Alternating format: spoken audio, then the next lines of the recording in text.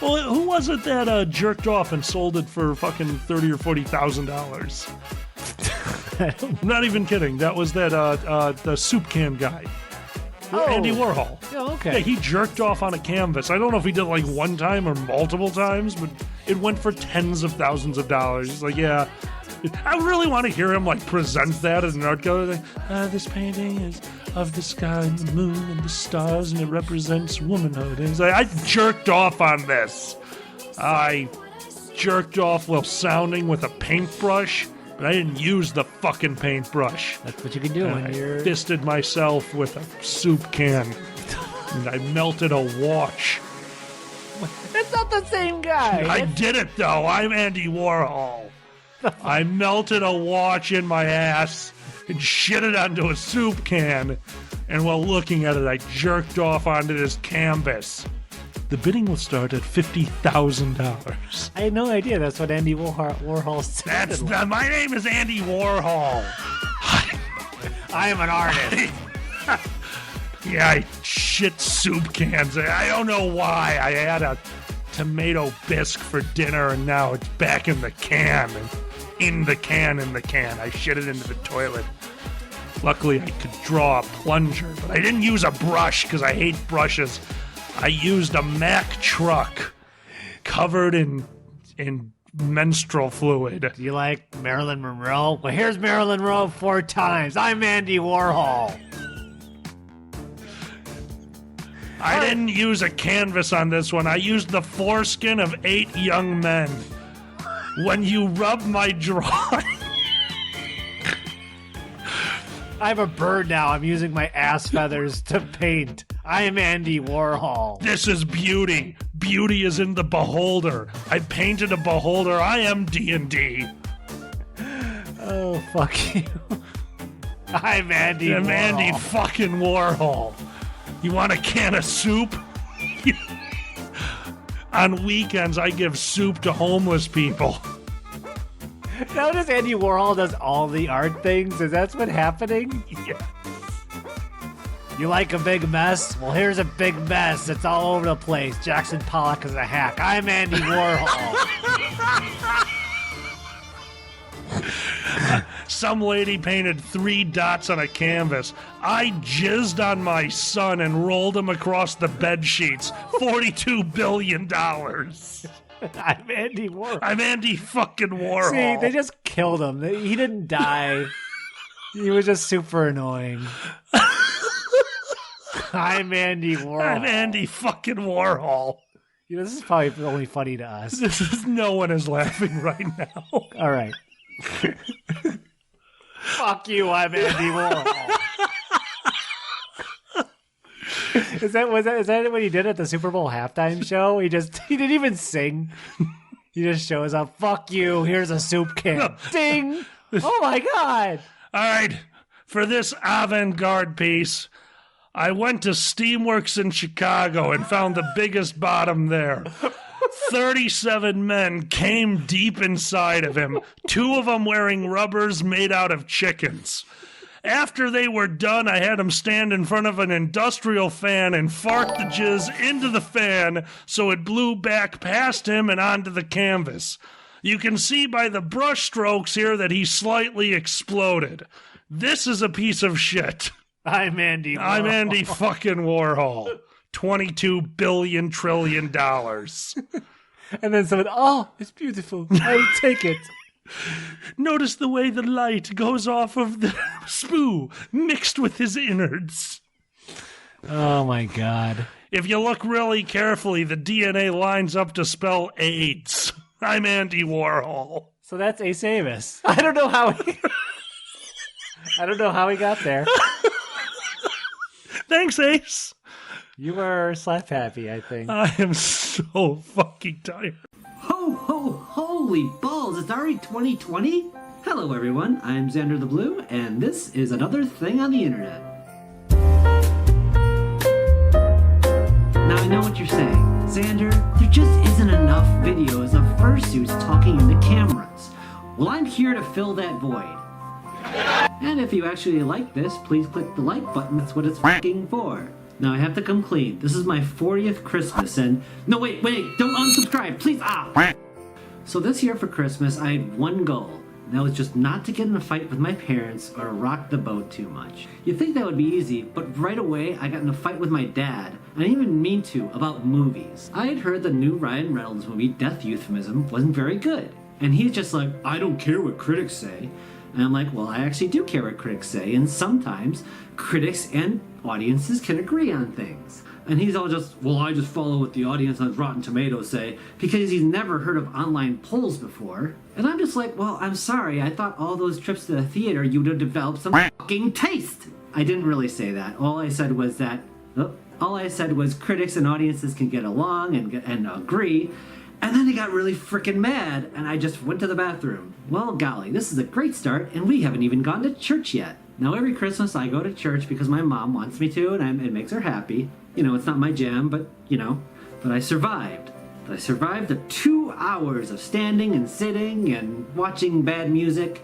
I'm sorry, I'm not saying church music is bad. I'm saying my church's music is bad. And you can't look it up. But it's over, and I'm happy, and I'm like, okay, part 1 of the Christmas gauntlet is over. Time for family dinner. So we go to my parents' house and we gather around the TV for our traditional Christmas dinner, a giant Costco pot pie that could probably feed the population of Papua New Guinea. But I'm not going to complain. It's food is food, and we all watched a movie. We're not talking. This is good. And the movie is Scrooge. And this is okay if you don't know my family. The entire movie, I could swear they were rooting for Scrooge.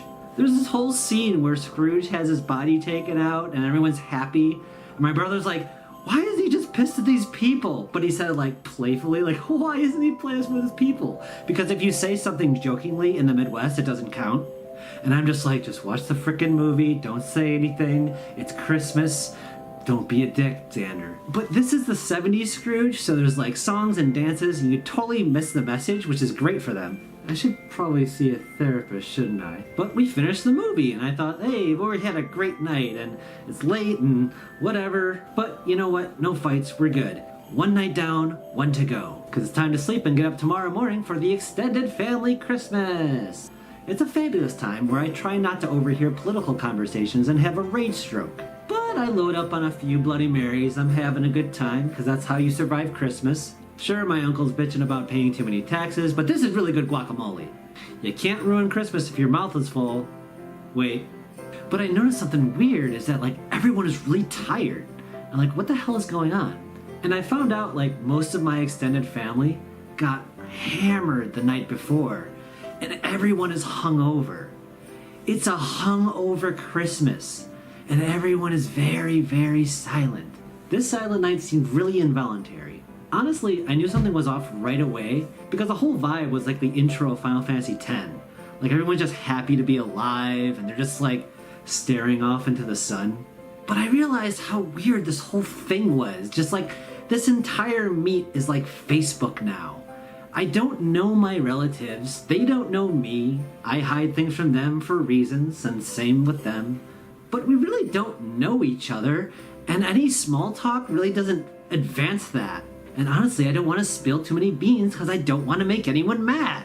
My dad had a small conversation with my cousin, and he couldn't even convince him to see John Wick. It was actually rather refreshing because the shoe was on the other foot. My dad's like, well, there's lots of action, you can shoot the Russians, so that's good. And my cousin's just like, well, there's nothing there that sounds appealing to me at all. You can make any movie sound mad. Teenage romance, but their boat sinks. Post-climate change road trip. Cats. So I'm just trying to avoid all this stuff, and I'm just bouncing around, going back to the TV. I'm the only person watching the basketball game, and the whole time I'm just like, you got this. Don't eat too many chocolate pretzels. I know they're delicious, but you're gonna die. I should probably see that psychologist. And then we went back to my parents' place. We exchanged gifts, and it was pretty much over. It was just like the biggest nothing Christmas. And it just feels like a calm before a storm. And I don't want to be like warning you or anything, but my God, you ever get that feeling? It's really weird. The calm before the storm. And then I drove home, and I made this movie a couple days later. 'Cause I'm weird. Anyway, thanks for joining me, and I hope you enjoyed this, and I'll do more. What the heck, why not?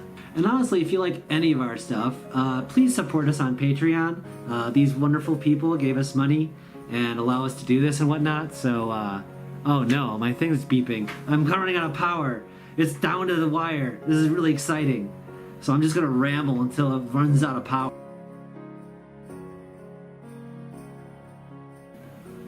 Bye.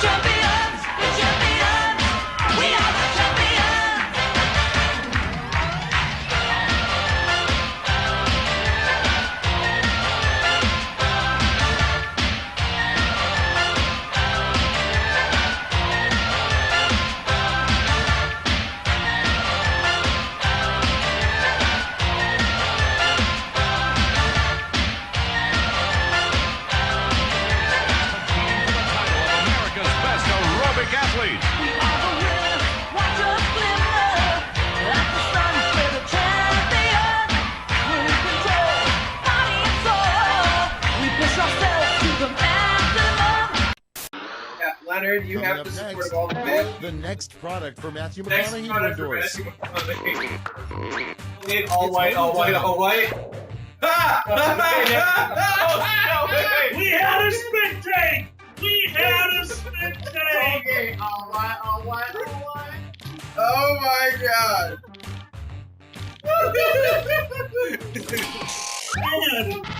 Oh my god! Is that the one you were proud of? That's the one to be proud of. That is fucking Wow, man. That was genius, dude. It's Valentine's Day, the day where we celebrate a murdered Catholic saint by trying to fuck.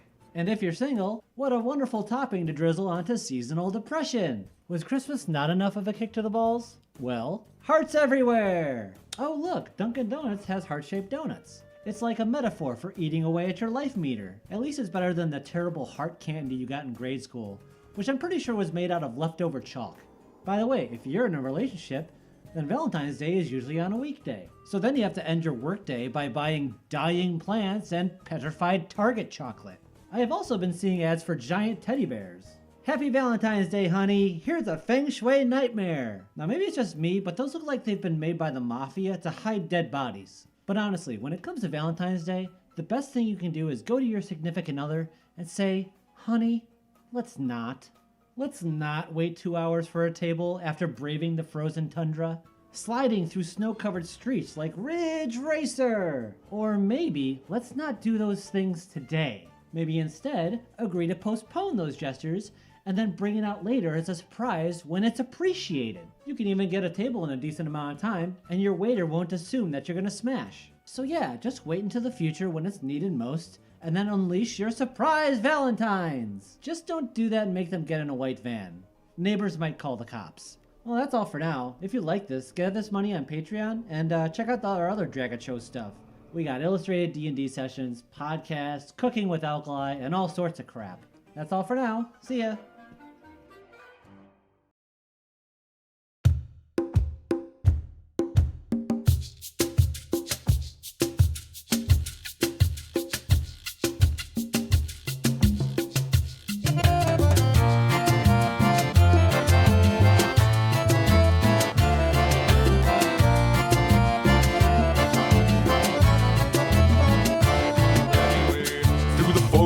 Find a clearing, forget your eyes and trust your nose. Find a ferret that'll butter your pancakes, meet a dragon that wears a robe. Are you starving for cobalt kisses? Would you tell him a joke? Anyway, I'm seeing Zanny, but Alkali is not here. It's time for getting up to something. Is it a little too early now for lunch? They'll cover everything and nothing. Getting up for brunch on a Sunday.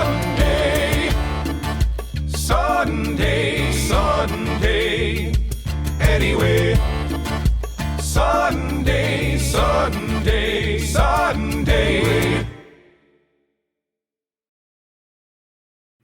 up and it'll make you feel better. Robe up and it'll make it alright. Robe up and it'll bring it all together. So let's watch a Dragon show and stay the fuck inside.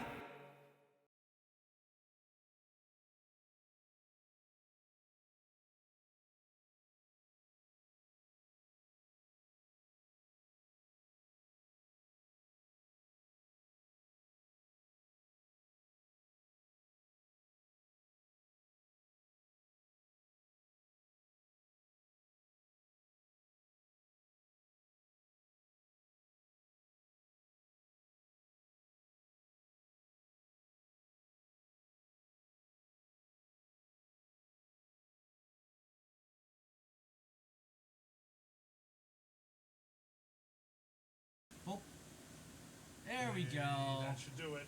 All right. Hello, checking now. Yeah. There it is. There Hello, it welcome. is. This is the Dragon Show. Us Dragon Fair together. I'm Zanny. This is Alkali. I'm not here. And it's the Brazil Furfest in review. Woo! Hello, everyone. Hi, everyone. We just, oh boy, we've been going crazy this week. Thank you to everyone who has already followed us. You guys are amazing. Now, Moonshine, this wasn't even our microphones. We did a Rocket League stream while the microphones were broken, so redesigned OBS to go through the Yeti and not through the nice microphones. Yeah. Forgot we did that. We're going to blow away the whole OBS. It's a whole summer cleaning. I'm going to blow OBS, yes. Oh, yeah. What else do you want from me? That's usually the go-to for appeasing your programs, obviously. Blow of them up? All right, everyone. We used to do mimosas on Sunday morning brunch, and as you've noticed in the recent past, we got away from that so as not to get drunk at 11:30 a.m. every damn Sunday. Oh, God, we're kobolds! We're kobolds now. Oh, this is really appropriate. Yeah. Danny, it's time. What's that? What? I don't feel like leaving Brazil. Okay. Caparinas! We've made the first round of Caparinas, which are kind of clear in the. And they even make us see through. Whoa! Isn't that fucking weird? That's cool. Anyway, This is Zanny's first time having a Caparina. Thank you all for teaching me how to make them. Thank you so much, Danny, for sending me home with a bottle. Seriously, that was amazing.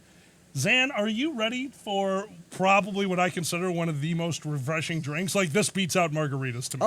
I am ready. Now, you know me and tequila. Something just happened. Oh, what happened?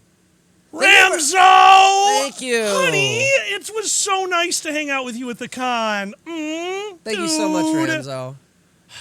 Seriously, thank you so much. That's awesome. All right. Jihadin, Setzer, T. Baxter, Sneffer. I love that name. Sneffer. Mangasica. I'm so bad at names. Mangasica. Mariart. And Tails Black, thank you for the follows. Ramzo, thank you so much for those 5 gift subs. You're amazing. Thank you. Zanny, are you ready to try my new favorite drink? Okay. And, you know what? A freebie. Oh, we're kobolds. Oh, yeah. Cobalt. Chicago toast, Cobalt style. All right. And here's to you, here's to me, forever friends we shall be. And if we ever disagree, fuck you, here's to me. Oh, love is in the air and we're kobolds. Kobolds don't have lips. That's how kissing works. And it was hidden by our little thing, so they'll have to do it again. Well, oh, is it him? No! Do it again. Come on. Oh no, it happened again! Wait. Oh, wait for it, Cobalt. Wait for it. Go! You bit my lip, asshole. Ha! We beat you. I am Mr. Flair. I am Mr. Flair. Hey. Oh my God. The subscriber censor bar. I love it. Hello, everyone. Hello, all from Brazil. Good to meet you. Hopefully, I'll get to meet you next year. Most likely. Oh, no. It is happening. I've already started saving up money and pieces of wood. What? Wood floats. You can just walk to Brazil if you have enough wood. Oh. What if you had wood? Yeah, if you have enough wood, you can just walk to Brazil. You're making a fucking bridge? What are you doing? You just float on it. Oh, You'll make it. Oh, yeah. All right. Cool. I mean, unfortunately, you went trans, so you gave up your wood. So I don't know what to do now. Ah, okay. I guess you'll never come to Brazil. I will be there via float. Apparently, I'll be taking off from Florida. Yeah. Alkali's making me a raft. I'm so glad. We'll just put it in the van. Pop and lock. You know, that would be cheaper. Oh, well. Gibbs. Oh, my God. Guys, this is crazy. Thank you. And there's a hype train. Oh, guys, thank you so much. In theory, you can walk to Brazil, at least until you reach the part of Central America where some smart guy cut a country in two. That's right. America, we needed a canal. Oh, you think start? I thought you were talking about the Civil War for a second. It's like, Could be talking about a lot of things. We reunited the Union. We reunited the Union. Thank you. Holy shit, we're at a level 3 hype train. Guys, thank you all so very much. It means the world to us. I just love how everything's America, even though this is America. Hydrate or dihydrate. It's kind of like how it's like gay is all of gay, and there's gay. There's America, and there's America. You know which America you're talking about when you say that's gay or that man is gay. Fair enough. Like people always ask me, Ace. People ask me, is Ace gay? Is it queer? I'm like, does it make straight people uncomfortable? Then it's gay. Then it's gay. That's gay. You are America. Good morning, part Tical. of the flag. Hello, Tical. Lucky B just subscribed with Prime. A stupid reminder for all of you: if you have Amazon Prime, you get a free subscription to Twitch. I'm not saying use it here on our show, but please use it. Bezos doesn't deserve that $5. Never. What's he gonna do? Use it at the train? He's gonna throw it at some. Yeah, he's gonna throw turn it it at so into he a can. paper airplane and put it in somebody's eye. He's just gonna Like, go down. what are you, working class? Meh.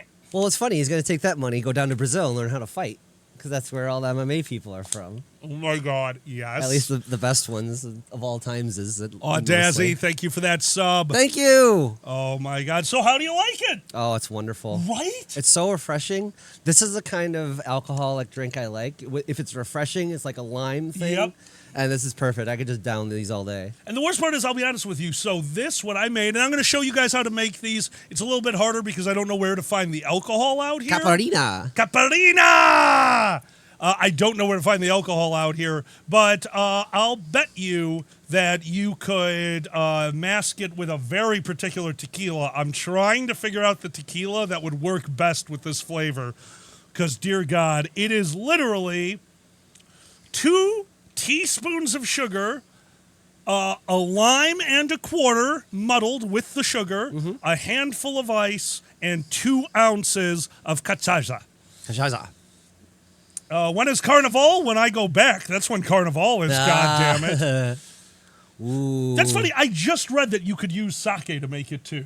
I kind of want to make that for Kage. Kage, when you come over, we're making caparinas with sake. Ooh, Caparina's anime edition. I don't know. Anime I would watch edition? this. Yeah, I don't know. I would make it with sake and watch some. We have to finish Chainsaw Man still. Let's see that. We do need to finish Chainsaw Man. Hydrate. Sakurina! Oh my God, Kage. Ooh. Oh, good water, so I can have more Caparina. Dude, what's up, Sparks? Hey, how's it going? Gustavo Sparks, welcome to the chat. For all of you who are joining us for the first time, oh my God, thank you so much.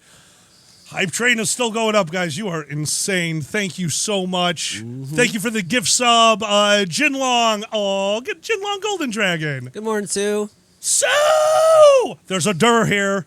And we watched D&D last night. They turned into a deer. They did. They had strategically. to turn into a strategic deer. Strategic deer. That's the name of Sue's autobiography. Oh, strategic deer.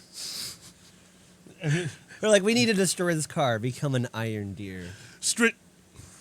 What? That's how we do it here in America. That's true. I don't know if y'all in Brazil have something that jumps out in front of cars and wrecks yours, but here in America, oh my God! If we don't take care of the deer, it's a thing. It's a thing. The new D&D movie, Gibbs. Sorry. Yeah. Oh no, it is. It is a thing. But also, we found out the full title to Sue's autobiography. Oh no.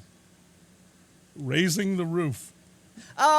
Sorry, Sue. I love you. I'm so sorry. Don't beat me up. You don't need to water. Let the motherfucker burn. Tell them about the hat pull at Brazil. Oh, Tails, we are going deep into Brazil Furfest today. We're giving that hype train 17 more seconds, and then we're going to start this because I'll be honest with you, I was blown away. This has been one of the best experiences imaginable. Brazil was insane, and I cannot wait for you to come. Oh, I'm looking forward to it. Absolutely. And enjoy your caipirinha. Absolutely.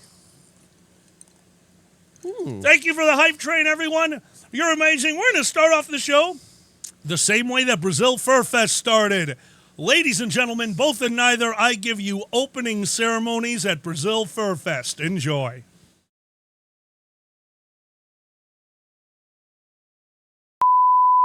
Olá, eu sou Ruby Sionaki, a reitora da Unifur, a Universidade Furry. Sejam bem-vindos a esta instituição de ensino furry que tem tradição em educar desde 2022? Ué, mas parece que já faz tanto tempo. O moderno campus da Unifur, localizado na antiga fábrica de doces, possui corredores que parecem do Sheraton. Possui um campus com o que há de mais moderno para nossos alunos, sejam eles furries ou não. Laboratórios com equipamentos de última geração, salas de aula amplas, ginásio esportivo com pilastras no meio, um jardim para os alunos fumarem maconha. Após o trote, após se matricular na Unifur, você estará a uma pata do conhecimento em nossos renomados cursos. Você poderá aprender patologia,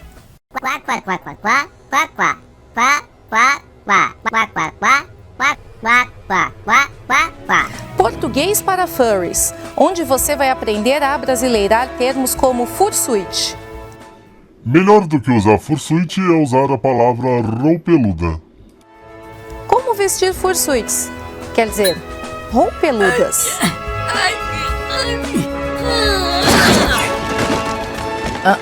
Reprovado.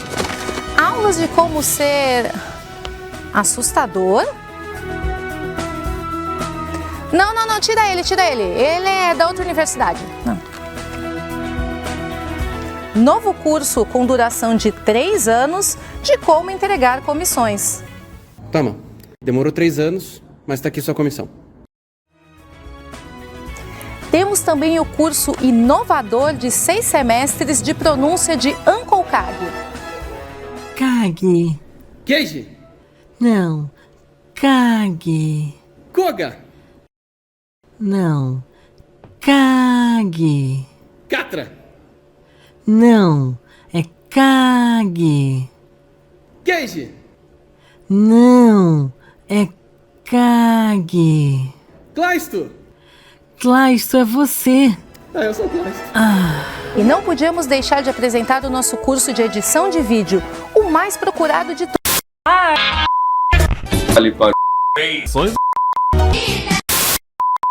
Nosso curso de edição de vídeo, o mais procurado de todos.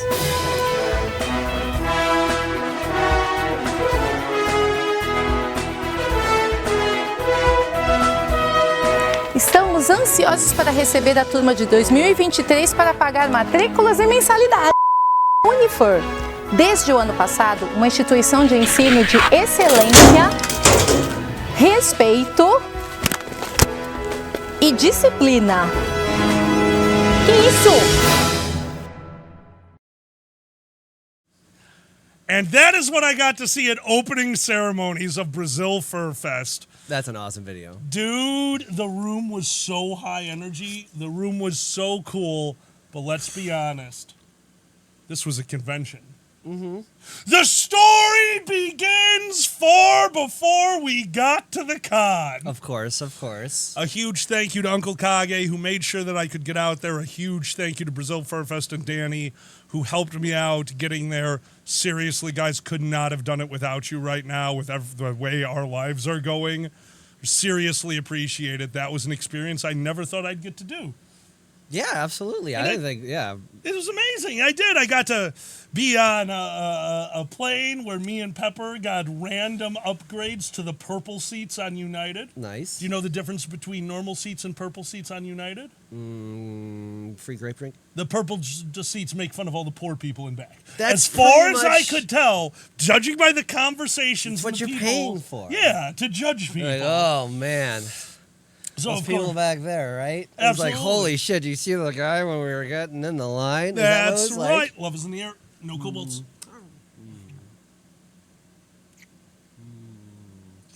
You taste like limes. I do. Oh, and by the way, we did miss a shot roulette. And for this one, any pay of shot roulette means we drink some Caprina. I am okay with this. Cheers, everyone. Ooh. Yeah, no, it's weird how middle class on the plane worked.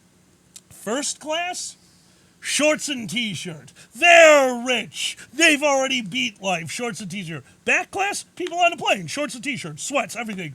Middle class, that was everyone who dresses like me and Kage. Everyone, button-down shirts, Domain Raiders, Redeem Chicago Toast. Are you ready? Okay.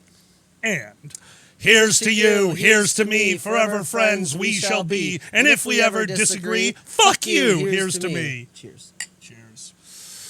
But yeah, no, middle class was great. You know, it was actually a bit more leg room. I wasn't as cramped up, so I appreciated that. Can I expand on that real quick? Absolutely. You know why the middle class is all dressed up? No cursing, and why? They have a boss. The boss doesn't have to dress up. The boss wears a robe.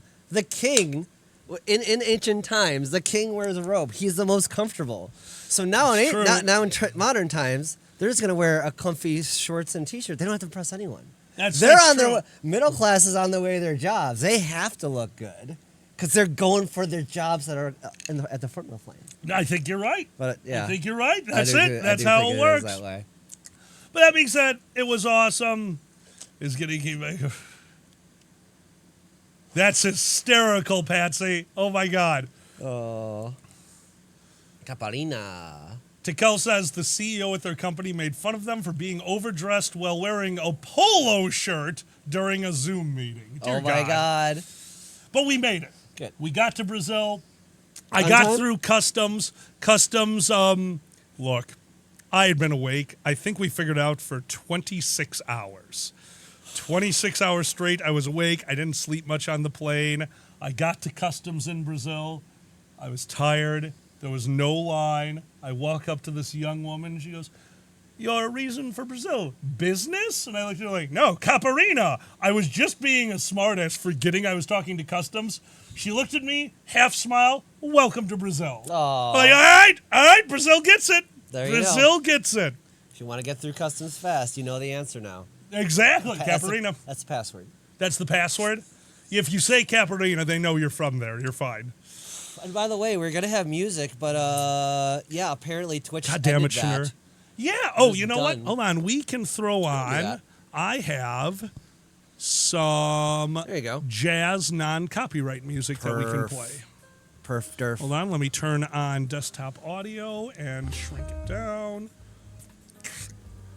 There we go. Edson, I love furry fandom. I broke our old nightstand because I'm a kobold. Yeah, we had some major tech issues over the last few days.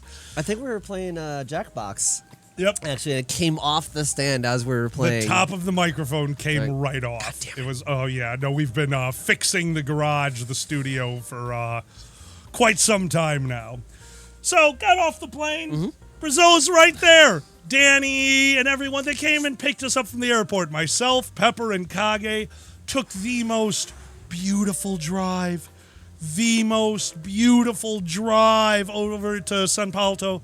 They took us on a back highway that was going along a cliff face where you could oversee the entire town. So it was just I love on the side of a mountain, huge forest valley, and then a beautiful sprawling city. Very nice. Absolutely gorgeous. But Danny, the con chair, needed to piss. Okay. We drive all over the country. What do you do when you need to piss? Get up, pull over. You and pull piss? over and you piss. Well, they have Unless rest you're me. stops out there. They have rest stops. Not as easy to get into as American rest stops. This was more chaos incarnate upon pulling into a parking lot that had ideas of where you should maybe park. Of course. Trucks 3 deep blocking each other in, but watching them, they're just like, hey, I need to go. Just watch trucks move around and people. Like, it all worked out. Can you park? It's a parking spot. Oh my God, great. That's basically how it works. It was a parking spot. Yeah. Yeah, absolutely. Well, nature finds a way. Danny went to the restroom. Okay. We were left to our own devices in the van when Pepper yells out, I want to know what McDonald's tastes like in Brazil. Kage, who did not want to know what McDonald's tastes like in Brazil, was like, no, I don't think we will. So the whole car, McDonald's, McDonald's. So we yelled at Dad. Dad did not want us to get McDonald's, but we got McDonald's. Oh. We went and got the Brazilian specialty. Pepper said it the best. Brazil is the only nation with more neon cheese than America. Oh, neon. It was like their cheese is almost like our cheese whiz, but tasty and still melts. And you mentioned they put it on They put it on a lot of stuff. Like burgers and stuff, yeah. They put it on a lot of stuff. Nice. Yeah, the burger was the big one. What kind so of I cheese had a bite. What's it called again? I don't know what it's called out there. It looks like a version of cheese whiz. Okay. It looks like that, but it melts really well. It melts really well. If anyone in the chat knows what that is, seriously, let us know. So Danny knew what the sandwich was called. They have the Cheddar McMelt. Okay. The Cheddar McMelt is Brazilian specialty, and it is a cheddar base. Got it. So, like, you've seen me make weird cheeses out of other cheeses and a few other things. Like, I put in some white wine and stuff like that. That's what they did. It's cheddar with something else in it to turn it into a creamy thing, which still melts and sticks together and is gooey and amazing and awesome. Well, we brought the McDonald's back to the car. Danny gets back to the car. Status, dear God. The normal way, but your depth of the pan is going to determine your oven temperature and length. Remember, don't burn the outside before solidifying the inside. Yes. Well, Danny gets back to the car and sees all of us chowing down on McDonald's and fries. He goes, what are you doing? We're going to the hotel. The head chef is making us a personal meal. So now Kage is in the front like, McDonald's. My God. Like, oh no. Oh, it's so funny. Oh, he never stopped? It stopped? is so funny. About having No. McDonald's? He actually did stop, but the rest of us were making fun of him. It was like, haha, we brought Uncle Kage to Brazil and fed him McDonald's. Exactly what Danny's saying. He had an authentic Brazilian experience. I totally agree. Like, come on, Kage. Like, come I don't on. need Kage, though. Kage was playing Kage. Yeah. Kage loved it. No, I'm sorry. Kage was playing Kage. Sam loved it. Sam loved it. Kage had to be Kage. That's hysterical. 600 degrees for 7 minutes is not correct. Yep, I thought so. Kage got sick on the McDonald's. That's why I only had a bite. I haven't had McDonald's in years where I haven't gotten sick. So I wanted to try it. I had a bite. Kage had a whole burger. Stomach problems the whole time. Miss you, buddy. Oh. Clink. Clink. So, yeah, we got to the hotel. I need more. You need more? I'll make you another one. So we got to the hotel, had an amazing, amazing steak dinner, cod dinner. You would have loved some of the stuff there. That little bit of spice that they throw on adds so much to the flavor. The food was amazing. So much meat. Nuggies. Dad, Nuggies. Did you have authentic Brazilian chicken nuggets? I don't think I had any chicken. No, I did have one. I had authentic Brazilian nuggets. You are correct. There you Chicken go. heart. Actual heart? Actual heart. Oh, wow. Fucking amazing. Wow. Fucking, I've had heart before. Heart is so chewy and gamey because that muscle is so tough. Dude, it tasted like if you would have taken bacon because the outside, Roxo, thank you for that sub. Thank you. The outside was so beautifully charred. It had that carbon and salt like bacon. The inside, tender as fucking silk. Dude, chicken heart was so good. Gemini, the U.S. government. Also, hello, Gemini. Hello. Bacon tastes like chicken heart. Yeah, but So no. when you ate the chicken heart, did you feel like you ate the essence of the chicken Absolutely. and you could feel their memories? I and gained good. all of its powers, Absolutely. and I was in Brazil, so what was I going to do? I wanted to cluck. Oh, absolutely. I wanted to cluck hard. It's like all of a sudden I love cock. Oh, wait, that was already there. That was already there. That's already there. Never mind. We will both be coming to Megaplex. Yes, we just figured out. Yep. Uncle Kage, that is hysterical. Oh, my God. What's that? I cannot eat chicken heart after watching Bill Cosby. That's an old reference. Now, do they call it a Brazilian steakhouse in Brazil? I have to know. Or is it just a steakhouse? Like, is there an American... Danny? They wouldn't have an American steakhouse, It's just called right? a steakhouse in Brazil, right? Yeah. Is it called a Brazilian steakhouse? Benny says if you buy a container of chicken livers in the U.S., it will also have a heart or two in it. Yeah, we're bad at biology. They're like liver. That's a heart, Jim. Liver. But when you think about it, isn't Okay, your so heart they your call liver? it just a regular steakhouse. We see, will we were call right. it... Help me out with that pronunciation. Churrasca? You're better at pronouncing things. Churrascaria? Churrascaria. That's what they call it? Okay. Yeah, they just call it a steakhouse. I'm a doctor, not a chickenologist. I love you guys. Yeah, we're jumping all over the place. But yeah, the Brazilian steakhouse in Brazil, you recognize a lot of it. You know the weird steak that we get at Brazilian steakhouse? It looks like it comes on a butt. It's like a heart-shaped piece of meat with a fatty outside. Comes on a butt. It looks like it's a butt. Like when they slice it and you can see the pink on the inside, it's just a layer of fat, and then a heart on its side, or Okay. to me, an asshole. Pecana. What the Pecana. Pecana? Pecana. But out there, dear God, so first off, the moment they cut it, the moment they get to the beautiful inside, they take it back to the kitchen and sear it again. Oh. Dude. Oh my, and I've had it before. I saw it, I'm like, oh, that's a good one. I'll try that. In Brazil, I don't know what they're doing differently. The salt that they brine it in, whatever they're doing to dry out the inside is all the way through. Yup. That meat, picanha. Thank you, Sniffer. Sniffer.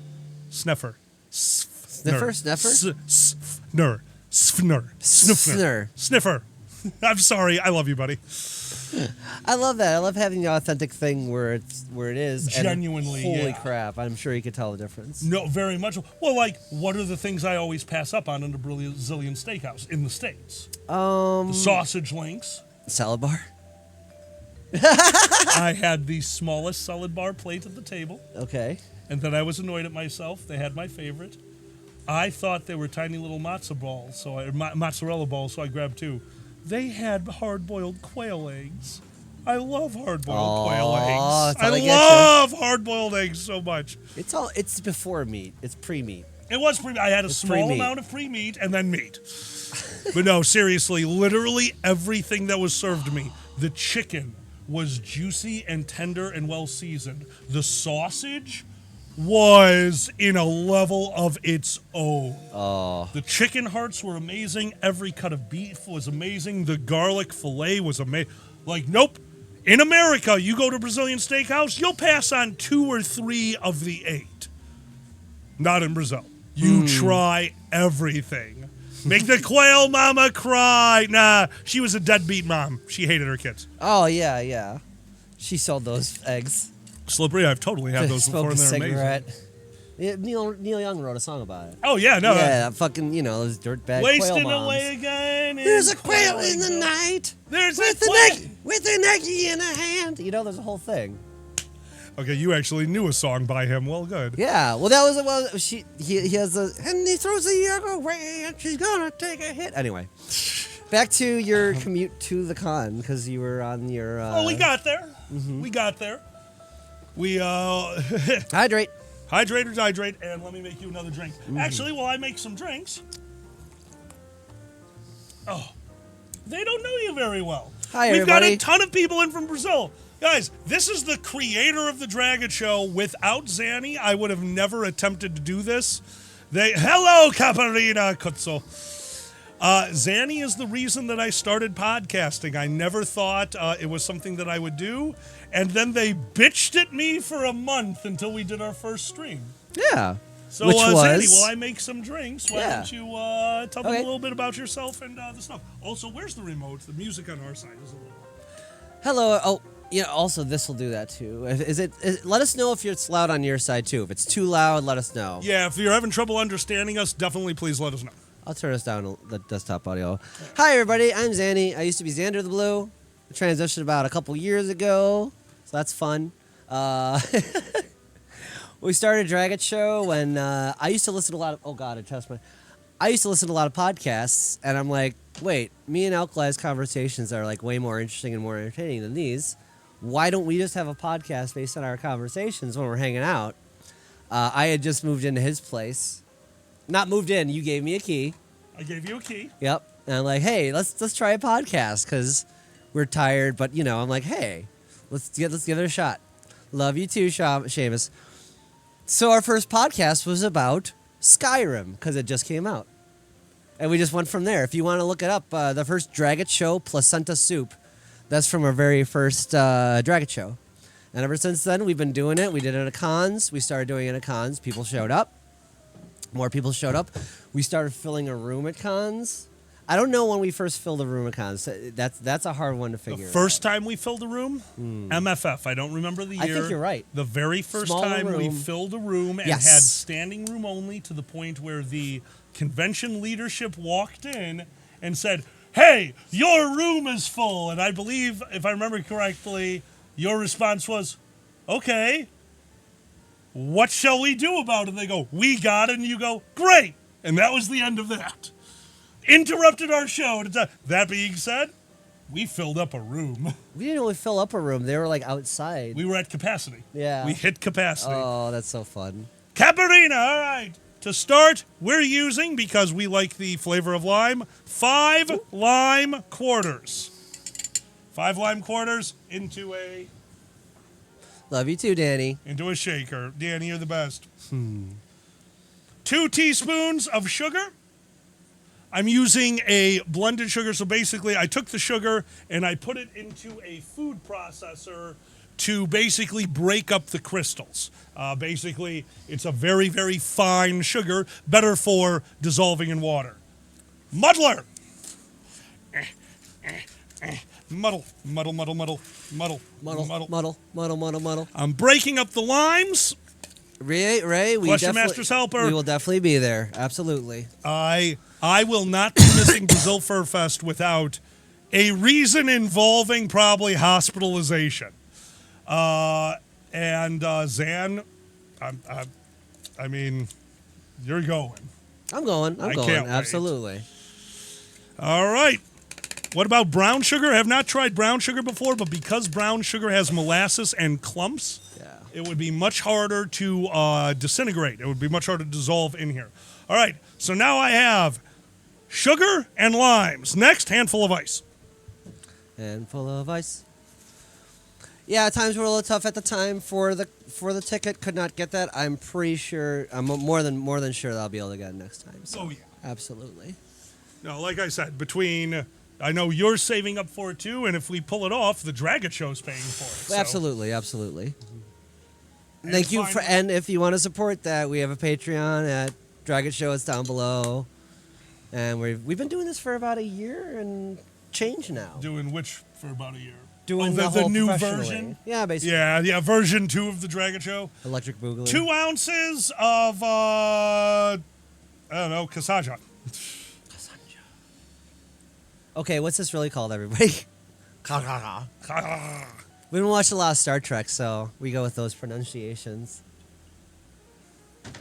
We even run into a lot of Klingon in the new show. Kasaja. Cachaça. Denver, I'm not sure about. See? I was close. Cachaça. Not sure 2 about ounces. Denver. Sorry, it's right before IFC. So Denver is so difficult. yeah, sorry guys. And then, of course, shaken. Not stirred. No, you got to get the ice in, or the sugar. Is there ever a chance? Okay, is there ever a drink where it's stirred is better? Yes. Okay. So, okay, the difference between a shaken and a stirred drink, because most shaken drinks, what's in here? Alcohol. What's the main thing in here? The What? biggest Ice. Ice. Yeah. Shaken starts breaking up the ice. Don't forget, pressure melts ice. Okay. If you put a ice cube in a pressurized container, not only will it quickly go from ice to liquid, that liquid will turn into a gas. No heat needed. Pressure turns water state to state. So the shaking melts the ice. Shaken is more watered down than stirred. That's the difference. Got it. Shaken. That's what I'm talking about, B. Slippery, that is correct. I did smaller limes. It would have been 4 lime wedges if I used bigger limes. B, that's why I asked. Because I was like, is that ever better stirred? So no, I know. Yeah, There you go. exactly. And then finally, you do not need to strain it. Limes, ice, everything goes right into the cup. Oh. Capellina! Hey! Cheers. And you can see it. Doesn't go in a second. It'll be all see through. And I'm going to make another one for myself while Zan keeps going. I'm going. Blah blah blah. Hi Brazilians, how you doing? We live in Chicago. This is not where we live. And actually, it's fairly bearable for now. And apparently, Alkali loves to watch The Weather Nerd. Hello, Roxo. How are you doing? Roxo, what's up, dude? Yeah, no, I love my weather station. I love seeing what's about to hit us in Chicago because we get weird weather out here. I'll definitely be down there, shirtless or not. We'll see. Probably. Free the titty. Free the titty. Free the titty. I technically have illegal titties. I've been on estrogen for 2 years, so nobody calls them out, but I always wonder, like, that's not a legal titty. But apparently, according to a friend, I have an M on my license, so I can just, I have a card, which is dumb. But anyway, real life city skyline, Danny. Every day is really real life city skylines with Alkali. You don't understand. We'll drive through an area like, I need to add this to my city. They do understand. They heard me say that at least 20 times while we were going in the van to Brazil Furfest. Oh yeah, 100%. Could you make a Brazilian area if like with? Oh well, there you go. I've already thought of how to do it. The Dragon Show, learning to teach with Alkali and Zany. Drag it. We're dragon and okay. Dragon and ferret. It's drag it. It's not dragon and F slur, which someone thought. Yeah, a few people thought that. I love it when people do it at the table, like, "Oh, drag it." It's one of my favorites.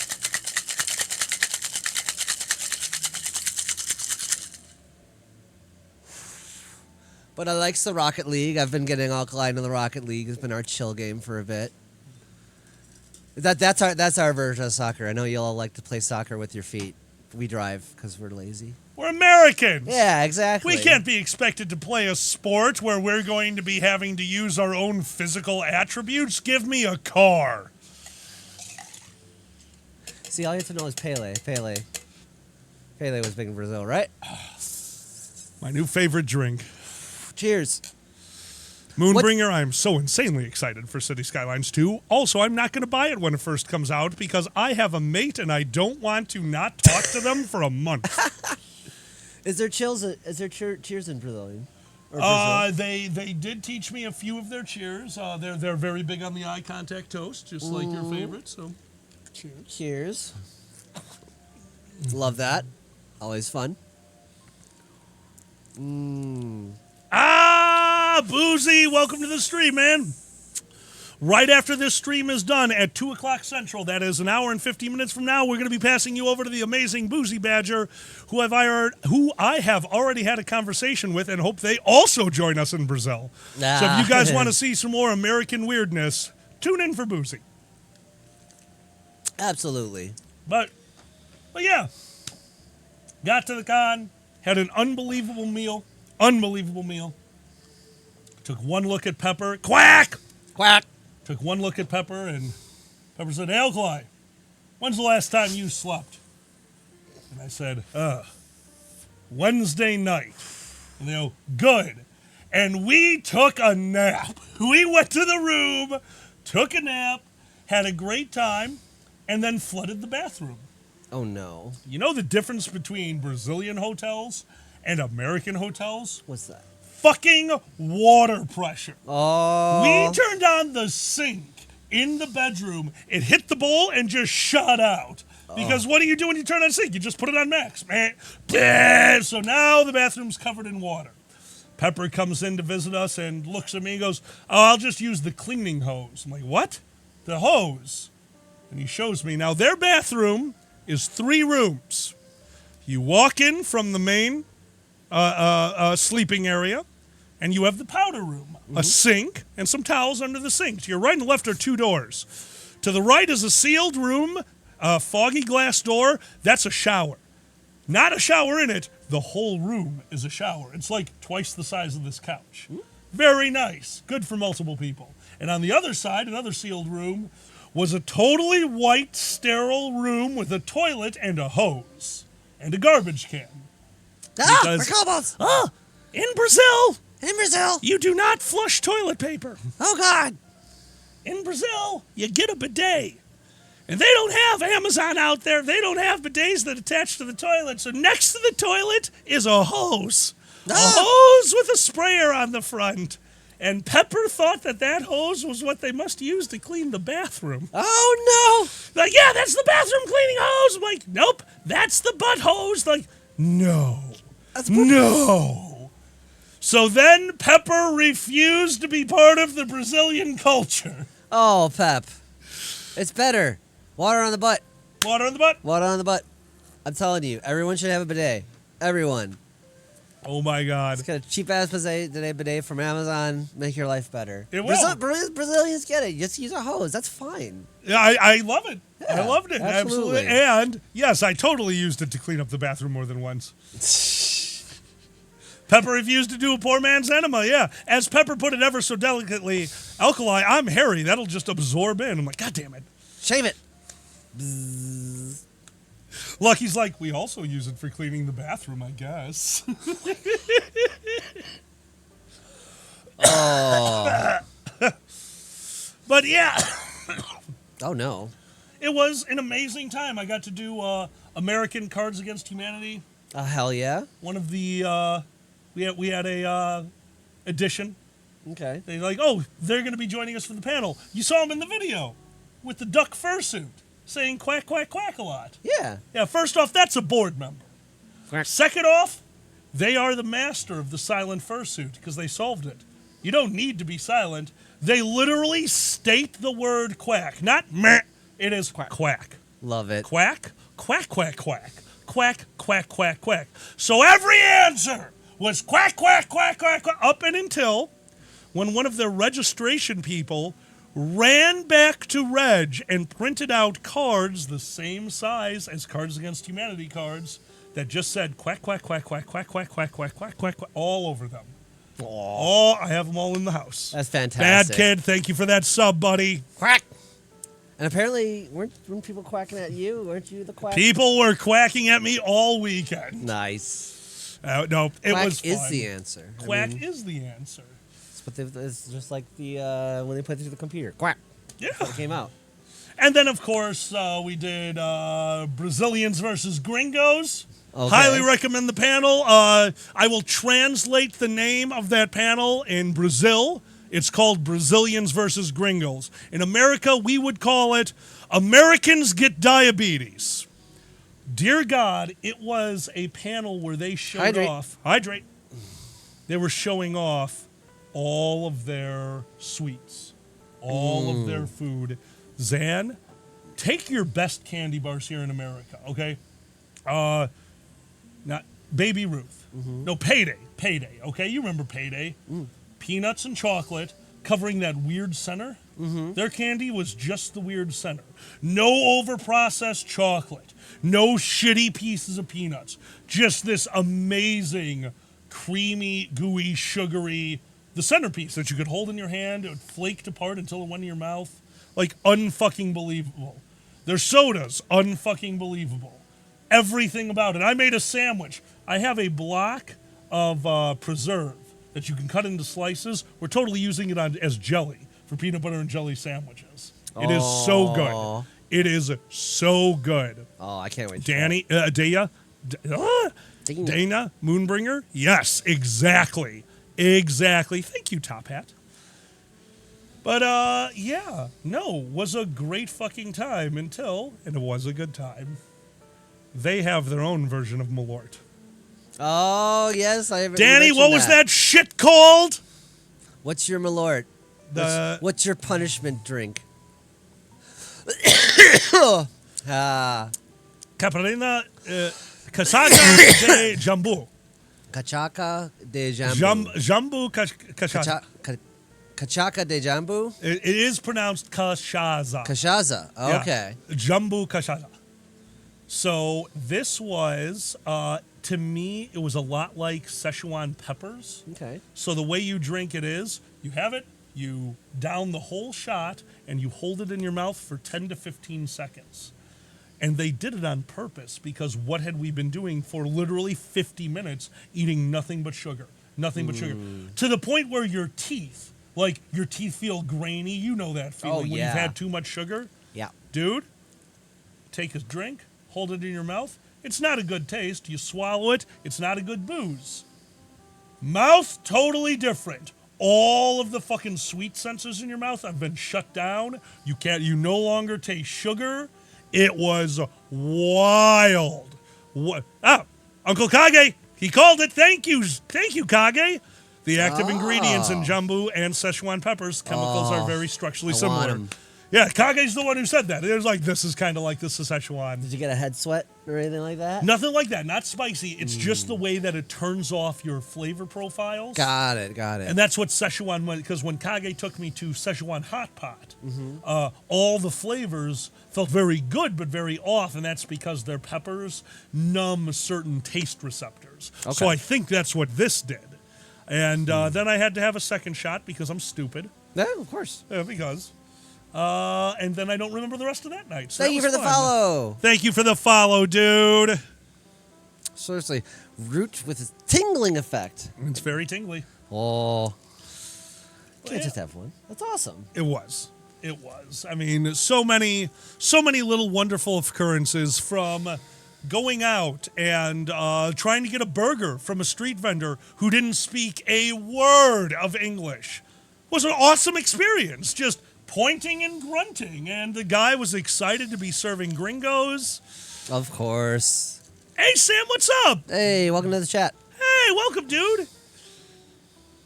And Summerhead, thank you for the follow. I did not have to get pulled out in a wheelchair. So what other street vendors really got? Bergs, what else? Bergs, a lot of like really fruity ice creams. But they don't, like, they had... Maybe, Seamus, I didn't learn enough Brazil. They had enough street vendors, but the main thing is we were right next to the beach. So those little stalls that pop up on the beach, there was one just doing their version of fries, which were amazing. They had the caparinas. This is more like the hotel caparina that we were having at the hotel. You went to the beach... It was a glass like this. They're just like, yeah, we'll let you know when we're done with the booze. That bottle's empty. Another bottle. Like, holy shit. Amazing. I can't wait. We almost got trapped on the ocean. Me and Pepper walked to a bridge that went over a trapped aqueduct. on the ocean? In the ocean? In the ocean. We were on a little bridge that went over a viaduct. Well, the tide was coming in. I looked over at Pepper while smoking. I'm like, hey, man, we should watch out. That tide could come in fast. I finished my puff and turned around, and the ocean was past the bridge. Like, we were trapped, but it was, coming in, so it went out, we got out. By the time we left the beach, which we walked straight line, the bridge was unpassable. Oh my god. You couldn't, yeah. So we were minutes away from getting trapped on the ocean. We would have just Jeez. swam, but whatever. Oh yeah. That's wild. That's really cool. You got to touch another ocean. Yep. Yeah. I did get to touch the ocean from Brazil. I had never done that. That was. Did you swim at all? No. No, I didn't get to swim at all. Oh, okay. No. But yeah, no, that one kind of got me. Touching the ocean in another country really made me realize how genuinely lucky I am. Oh. It was fucking amazing. We're very lucky people. Thank We you are everybody insane. for letting us do this. Seriously. Guys, this is all you guys, so thank you for everything. Fox said Fair it flooded and oh my god. It's still the same ocean, but I never touched it from Brazil. That's cool to me. Oh yeah. Wait, is it the same ocean? Oh, okay, whatever. Oh, It's different. It's Brazilian version. It's like Trader Joe's. Yeah, exactly. It's the Brazilian version of it. Anyway. And I did not need to ask the ocean to be touched. We're into CNC play, so it's fine. You had permission beforehand. Yeah, I had permission before, and we set it all up. Awesome. B, you have a wonderful day, my friend. Oh, B's going to go see Oppenheimer. Awesome. Me and Zan are super excited to see that. We considered it. We're like 3 hours. Oh my god. Yeah, after the show, hour It's to get to the theater, 3 hours, hour back. That's the beauty of Sundays. It's a butt We rubber. wake up, we prep for the show, that little bit of stress, that little bit of the equivalency of, podcast fright, and then we're done. At 2 o'clock, we're done. Like, Sundays are basically a date night for us, so no, we don't do a lot on Sundays after the show. Yeah. It's a relax a day. It is a relax a day. Hopefully you're relaxing here with us. So, having a nice Sunday here with the Dragon Show and not go. Never mind. Gibbs, I have now seen the D&D movie 3 times. Zanny has seen it twice. And yes, we both play D&D. D&D will be coming back to the show soon. Yes. We're probably going to be doing live episodes of D&D. Like we told you all, we had to do something with the $40 level. Well, we're working on it, and it's coming back. So can't wait. Cannot wait. Once upon a time, we did if you want to go and look back, there are Dungeons and Dragons. We did a whole campaign. There might be a playlist. There is a playlist. And I was a dragon monk. Dragon monk. He fights and kicks. He hits with sticks. Dragon monk. It's okay. I was a he at the time. You can say he. The character didn't transition with me. I'll let The them. character didn't transition? Yeah. They kept, against it. Yeah, that character kept repeating. All right, I'm done. Oh, hell yeah, Gibbs. Love kobolds. Eat the chili, Zanny. Always eat the chili. Eat the chili. I would eat the chili. If you give me a chili, I will eat it. I know you will. Ooh. Always eat the chili. Darrets and dragons. Shot roulette. Shot roulette. Caparina. Cheers. Cheers! These caparinas remind me of getting wasted before seeing my parents, so that's a good thing. What? It's that lime flavor. It's like a Russian, it's like a Moscow mule from Brazil. Loves in the air. Love in the air. Kobolds don't have lips. Kobolds don't have lips. That's why it's What like. do you want from us? I feel like we need to describe that. We have to explain ourselves every time. We don't got to do Sorry. shit. Hey, we're still kobolds, you bastard. Oh. You're a Brazilian kobold now. Oh, Danny, we're about to get there. I'm saving that. Oh, yeah. We got to do so many kobold coffee this minute. Hi, Mom and Dad. How you doing? I'm your son's thing. Oh, my God, no. You are not allowed to be in a kobold with your parents. With your parents? Hi, Dad. His dad's a little hardcore, so it'll be fun. Hey, how's it going? This is my voice now. What? Accept me. Accept me! Accept your sister. Or no, what is it? Daughter-in-law, that's it. I think that'll go over well. D&D, did you ever hear of Delver's Guide to Beast World? Do you know that one? I don't know that one. The only Beast World I know is... Oh, are we no longer kobolds? We are out of kobolds. Thank God. Oh. No, Daniel, yes, that's exactly what happened. I laughed and got caparina in my sinuses. And, of course, I just got back from a convention where I was screaming for a weekend. So Your I've been voice getting was over a dead. sinus infection. And the flight home.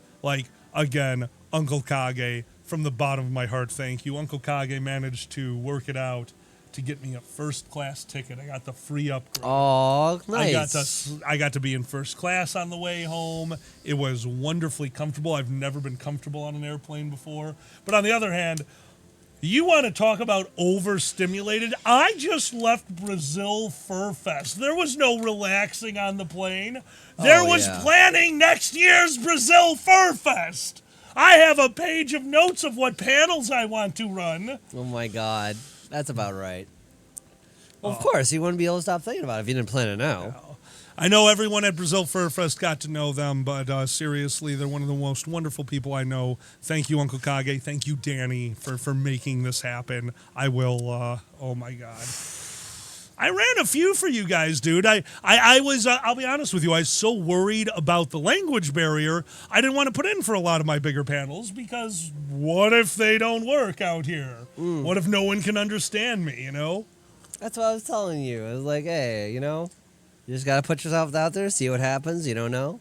Yeah. It worked out. I'm going to run some of the classic ones. I'm going to run. Yeah. Yep. Whose Line is going to be at Brazil Furfest. I'm bringing Whose Line. We're going to have some fun. I cannot wait. Oh, yeah. It's funny. I just got over being sick, actually. I feel so much better now. Actually. Yeah, you finally got some sleep last night. Oh, well, it was just a time thing, is, you know. Is it furry D&D? Oh, Tikel says furry D&D setting has pro wrestling. What? That's awesome. Nice. I didn't know that. Oh, my God. I never thought about running Lupus and Tabula out in Brazil. Oh, that would be a cool one. Absolutely. It's not Germany. They'll understand you. Yeah, fair enough. There's an advanced version of Lupus going around called Midnight at something or other. Have you heard of that? Yeah, I know what you're talking about. Yeah. Go check that out. You can't have fireworks along with the hype. Anyway. But yeah, so basically I could literally go on with so many stories for you guys, standing outside and meeting people and smoking with them and just getting to know people. Meeting somebody who teaches English. Awesome. Teaches English there and so happy that a gringo said, like, dude, your accent is amazing. I can understand. Like, and for the most part, I'd say everyone there sells themselves so short with their ability to speak English. I had no problems understanding anyone there who was trying to speak English. The grammar, the content, the everything. Like they know English. It's amazing. Fantastic. Ross, it meant every word of it. But that leads us to closing ceremonies. It's time for the second video. Okay. This is something I really wanted to show you guys because we're going to get into the people of Brazil Furfest after this. Did you cry? Did I cry? Like, dude, for 3 days. I don't think I had a day at Brazil Furfest where I wasn't touched or moved by something. Like, not kidding. One of the things that got me is Danny themselves. Danny edits videos. So Saturday night, the night before closing ceremonies, we asked if, hey, are we all going to hang out? And Danny had to very regretfully say, no, I've got to work on closing ceremonies. Like, oh, don't worry about it, man. We'll see you tomorrow. Definitely tomorrow. And then I went to closing. Ladies and gentlemen, both and neither, I give you closing ceremonies at Brazil Furfest made on site by Danny. You're amazing. Enjoy, everyone.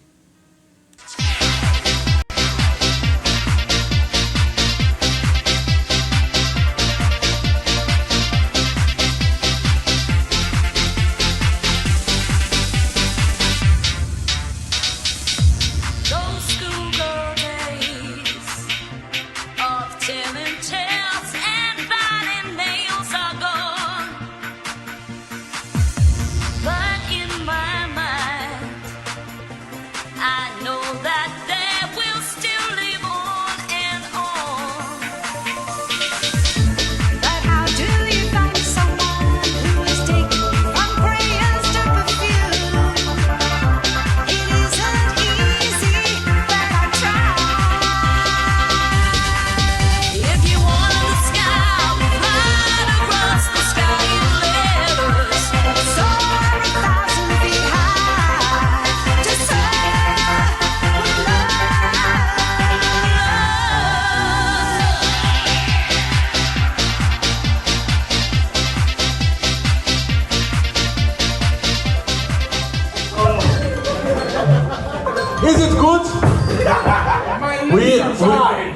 we served you a lot of sugar, and you felt your mouth too sugary. Now you don't feel your mouth.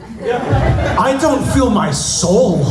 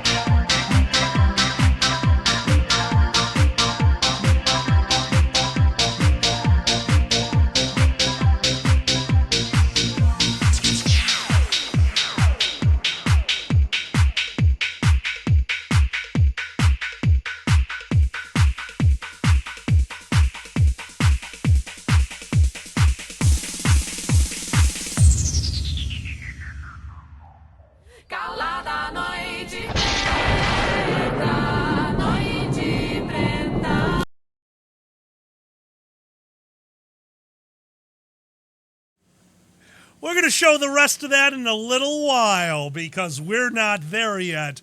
That one, Seamus, you haven't seen the powerful part of closing yet, but that brings us to what I wanted to talk about. Let me put back on the music. So first off, yeah, can we just talk for a second about the fact that two people, Martin and Danny, made that happen during the con? That was all footage from the convention itself. Yeah, great edit job, Martin. Seriously, that was awesome. Dude, Danny, kind words aren't enough for you guys because that's what this segment is about, and that's the people. This is furry. I was going to a FurCon, and I knew what to expect. I figured that FurCons, that transcends international lines, were furries.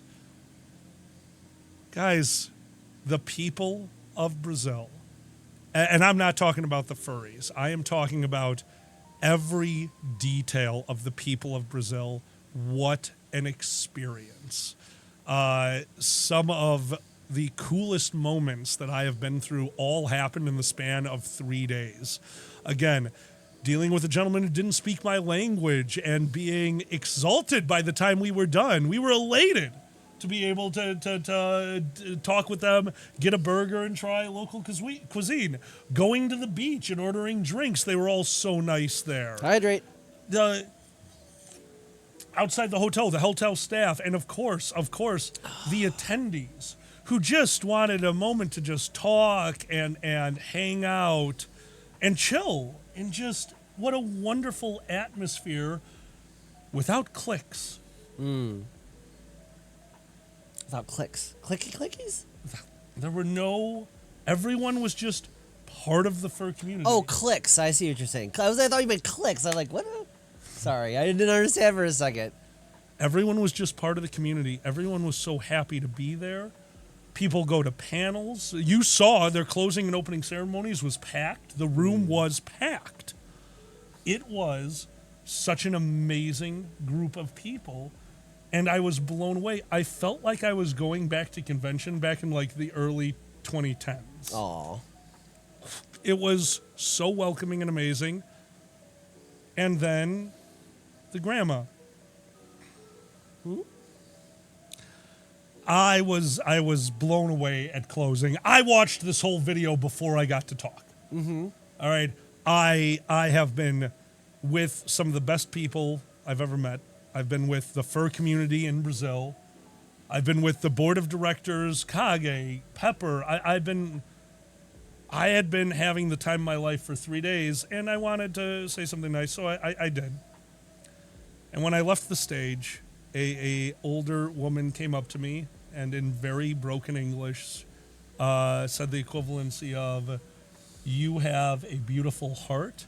You are Brazil. You're one of..." Fuck! Aww. It fucking killed me, dude. There you go. Dude! This was some of the nicest people I had ever met. Thank you all for inviting me, and thank you for everything. I was so touched by the entire experience. I need more Cabernet. Yeah. That's right. I got a graduation ceremony. Oh, you graduated? Yep. They had and I love this because we're about to show you how good they are at planning ahead and getting beautiful things ready for events and closing ceremonies and things like that. For closing ceremonies, everyone got a diploma wrapped up with a ribbon. Aw. And a pop and lock. Pop and lock. And a graduation hat. Aw. Made by hand. You could tell they were square pieces of cardboard with a tassel glued to it and a foam wraparound so it fits on your head. They handmade 30. How many did you guys make? It had to be between 30 to 50 graduation hats. And then, of course, I turn around behind me. Everyone has passed their hats to one gentleman who now has the Tower of Hats. They made 60 of these fucking things. Amazing. And he was just sitting there with the Tower of Hats. The top hat collapsed. Top hat is not stable. Don't trust the top hat. The Tower of Hats. So I'm blown away. I am beyond blown away at closing ceremonies. And then they announced next year. Danny, I am correct in assuming that video that you already sent me, that's the end of closing, right? So I'm going to go back to that one. Give us a second to get to the right place so the video's going to skip. I want to show you how they announced the theme. I cried for a lot of reasons this weekend. This broke me. This broke me. Ladies and gentlemen, both and neither, I give you art.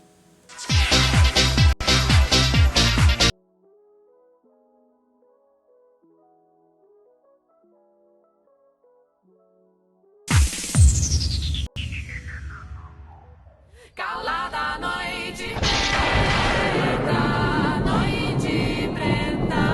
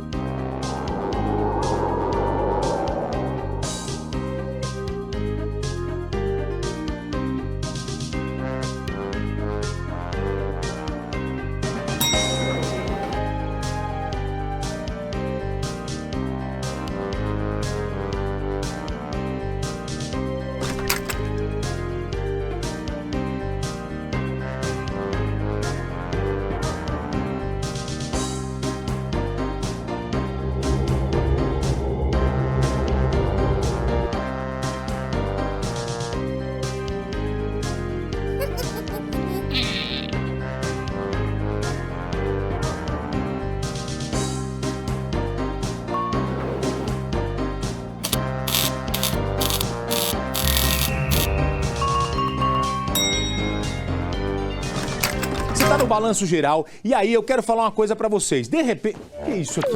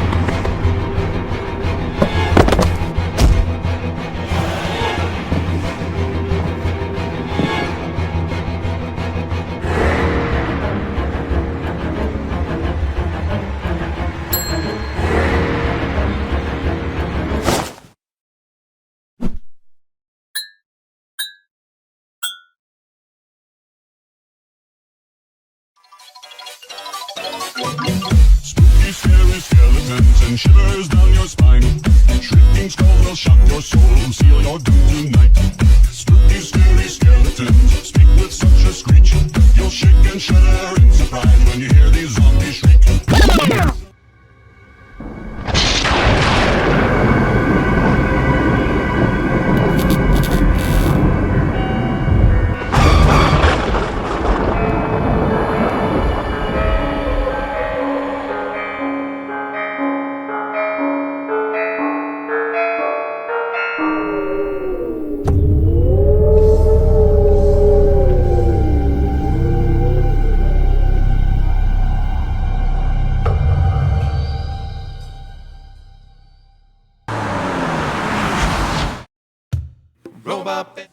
Kept clicking the wrong thing. Sorry, I'm tearing up a little bit. That was amazing. Holy shit. I can't imagine how much work that took.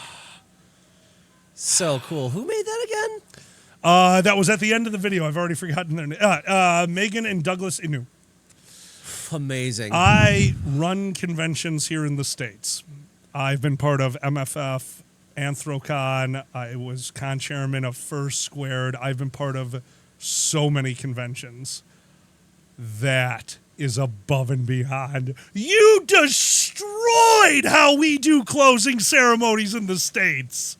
It was so good. Oh. It was so good. It was everything I wanted out of an opening and closing ceremonies. And they were so laid back about it. There was no pomp and circumstance. There was just a beautiful gathering of wonderful people. And I'm so happy. The dance presentation, if you're talking about my dance, I'm not mentioning that. I jammed my finger. Oh yeah, I heard about that. You were scared about your finger. Yep. It was all swole. How'd you jam your finger? Kage and the AC board are definitely taking notes. I'm taking notes. Kage got me to give somebody a lap dance at their charity auction. And, the guy's dancing at Danny. Thank you for the reminder. That actually slipped my mind. I was busy backstage crying. Oh, an imported lap dance. Oh. It actually was the middle finger. Kage sold a membership to Anthrocon for 10,000 riel.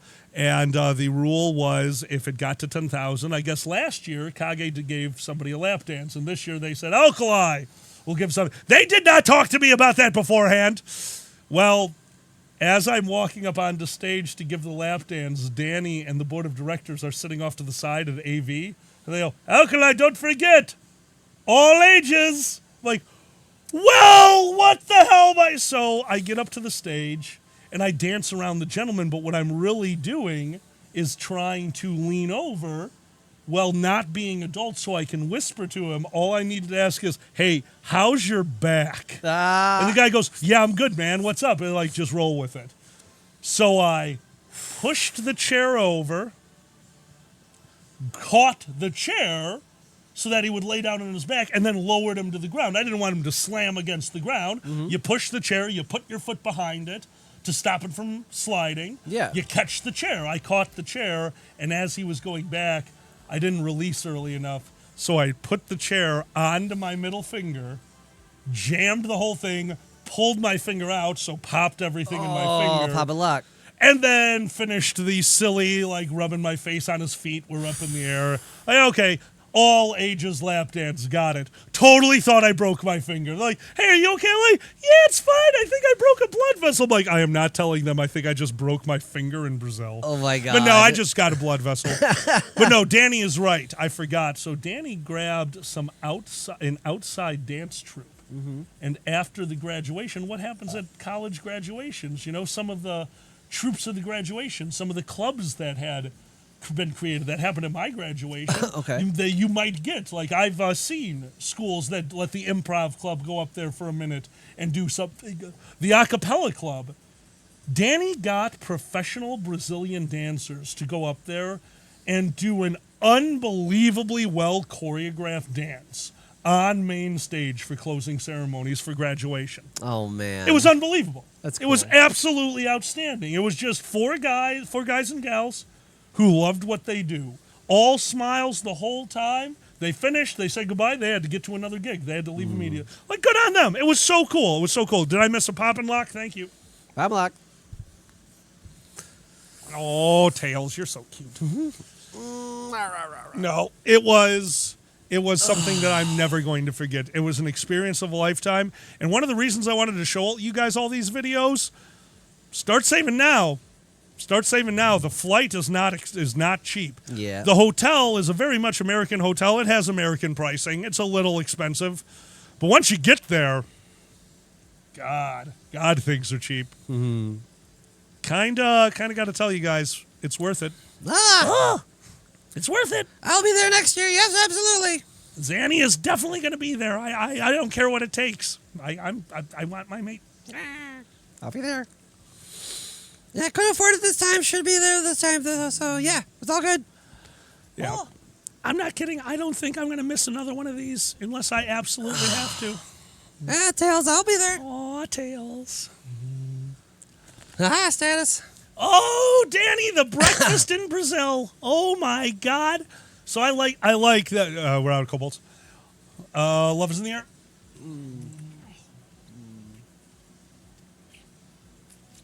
I forgot we're cold bones. Oh no. No, That's okay. we're out. Cobalts thank are out. Breakfast in Brazil, I think you would have loved. Rice, very watery beans meant to be put over the rice so the water flavors the rice. Works really well. Oh, was it 911? 911 attendees. Oh, wow. Shark, I don't know which one that was, but I genuinely liked everything. Oh, hey, Cosmic, I didn't see you. Hey. Cosmic, let's go do a show in Brazil. Come on, all of us. We'll call it the Gringo's Guide to Gringoing. Yeah, Seamus, comfy number, right? That's like right in the spot where it's super nice. Everyone's laid back. You get to know the same people. We had the same feel at Nomadicon, honestly. Very much so. Yeah, I do love those beautiful small cons. But this was a 900-person convention that felt like a 900-person convention, but the atmosphere felt like a small local con, and I loved it. I loved it so much. The cheese breads are amazing. Actually, I think one of the weirdest things I ate was your guys' version of lasagna. They use a thick egg noodle. They still have like an offshoot of ricotta. They still have the red sauce. They still have a bit of cheese in there. But they make it on a giant flat noodle, roll it up, and then slice it like those super white sandwiches that we get at Costco. Oh, yeah. The white sandwiches? White sandwiches. I'm not remembering right now, but... Spirals. Oh, okay. Cool. Oh. Hell yeah, Danny. Hydrate. Sweet pizza. We got to try those small round pizzas. Those were delicious. I've also heard that your guys' foods are very local to areas. So, yeah, there's a lot more food I want to try. Status, go to Brazil. See, he's so pretty. I think tell him all the time. Pretty ferret. See? You guys are far too kind, seriously. A bread dragon! Yes, the Middle Eastern tiny pizza things. I'll be honest with you, I was so enamored by those. That's probably going to be the next episode of Cooking with Alkali. I'm trying to learn how to make those in my oven. I'm a bread dragon, but that's usually different. Anyway, I love you. Yeah, right, Status?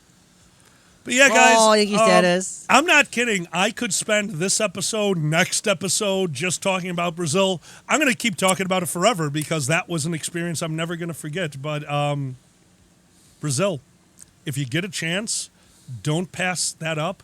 That was an experience that's going to stick with me forever. If you guys have a chance, figure out your flights. Figure out how to get to that con. Getting from the airport to the hotel is not easy. Fuck. You okay? I just shattered the glass. Oh, no. It's okay. It's You okay. squeeze it? Yeah, I did not cut myself. Oh, We're no. fine. Hold on, I'm going to get it out of there. All right. Oh, that was my first squared glass. Oh. Well, now that's your glass. No. You're not going to be able to see it because there's a green tint, but I have a crack going right there now. No. It's okay. It's okay. I have 3 of them. Now we're down to 2. Can we still remake? No. Well, maybe get another. It's not the same. It's not the same as the first run. This is from the first squared, those y'all. are. I had 6 of them. We have now broken 4 of the 6. That is from 10 years ago. These glasses and thank you, Danny. Okay, so it's visa is needed for 2024, and it is an hour 30-minute ride to the airport from the airport. But there are ways to do it. Just have a plan. Have a plan. What did you guys keep telling me, Danny? Brazil is not for beginners. Brazil is not for beginners. Go with people. Have a plan. Stick around with your group. R.I.P. Glass, right, Cosmic? Mm-hmm. There it is. Brazil is not for beginners. They said that a lot to me this weekend. Very true. Oh, well. Now you know. Quack. Always half the battle. Quack. Guys, to everyone from Brazil Furfest, to the people who got me there, to everyone who watches the show and has been a fan of us for years, thank you for everything. Due to the lifestyle that we lead, because of you guys, I got to have an experience that I will never forget. And next year, you're going to get to have that experience. And I am so excited to hide my cell phone down by my hip and record every time you are blown fucking away. We're going to turn it into the Zanny Pees Themselves compilation. Oh, no. That's on my on my AD account. No, never mind.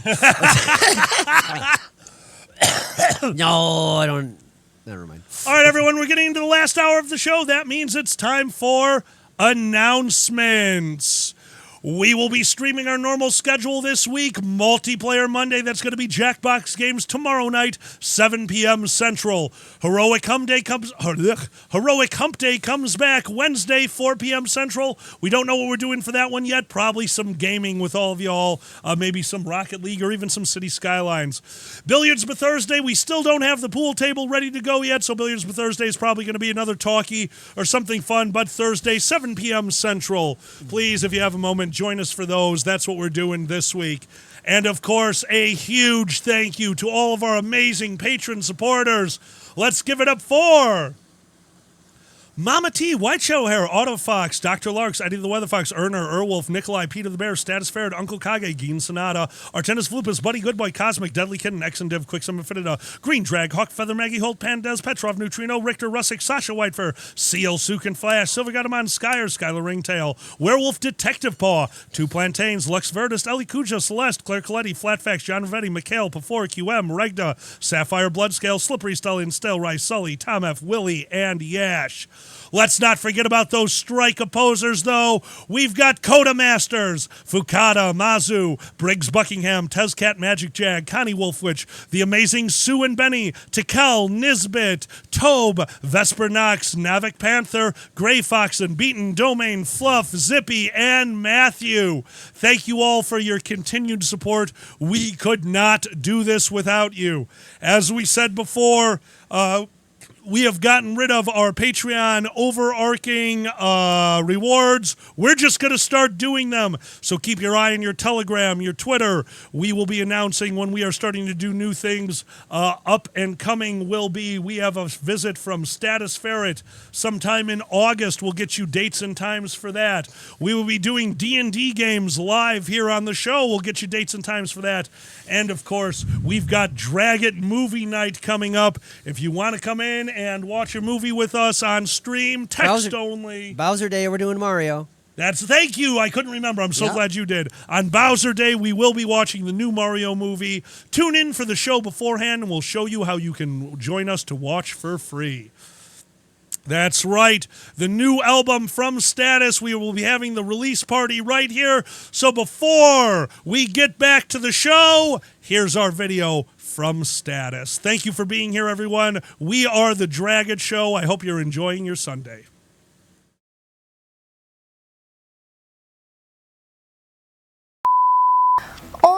I have changed the Status video to something else. Zanny, could you give them a quick Drag It Show spiel while I fix that? Hello, everyone. We're the Drag It Show. We stream on here all the time. We started as a podcast. If you like the audio version, you can go wherever audio is in the podcasty forms, iTunes, Spotify. I don't even know what's out there. But yeah, if you can get the audio version, that's usually our Sunday shows. And yeah, we're here every Sunday around here, 11:30 Central here. During the week, 747, at least that's the way it is now. 7 on Monday with Jackbox. Wednesday, we do, it's variable, 4, and then 7 at Thursday, and then our big show on Sunday. Yeah, we're going to have fun with that. And now we've got it fixed. Status announcement video. Thank you, guys. Why was he holding her hand when she's supposed to be mine? It's my party and I'll cry if I want to, cry if I want to, cry if I want to. You would cry too if it happened to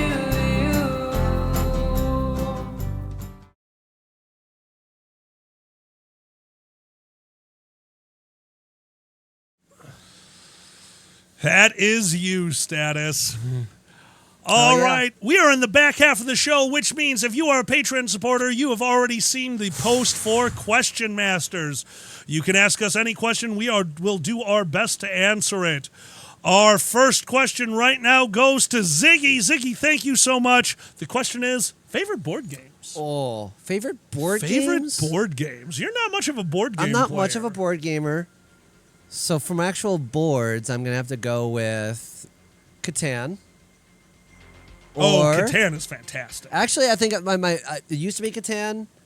I think... No, you know what? Catan's still my favorite just because you can still socialize and stuff like that. Scrabble I really like, but it's a very intense game.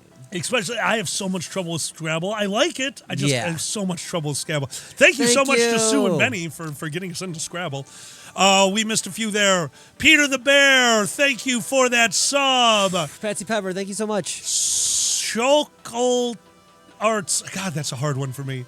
Shokol Arts. Shokol Arts. Shokol Arts, thank you for that sub. And Patsy Pepper, thank you for that gift sub. You're amazing. Yeah. Shoko, thank you, Shoko.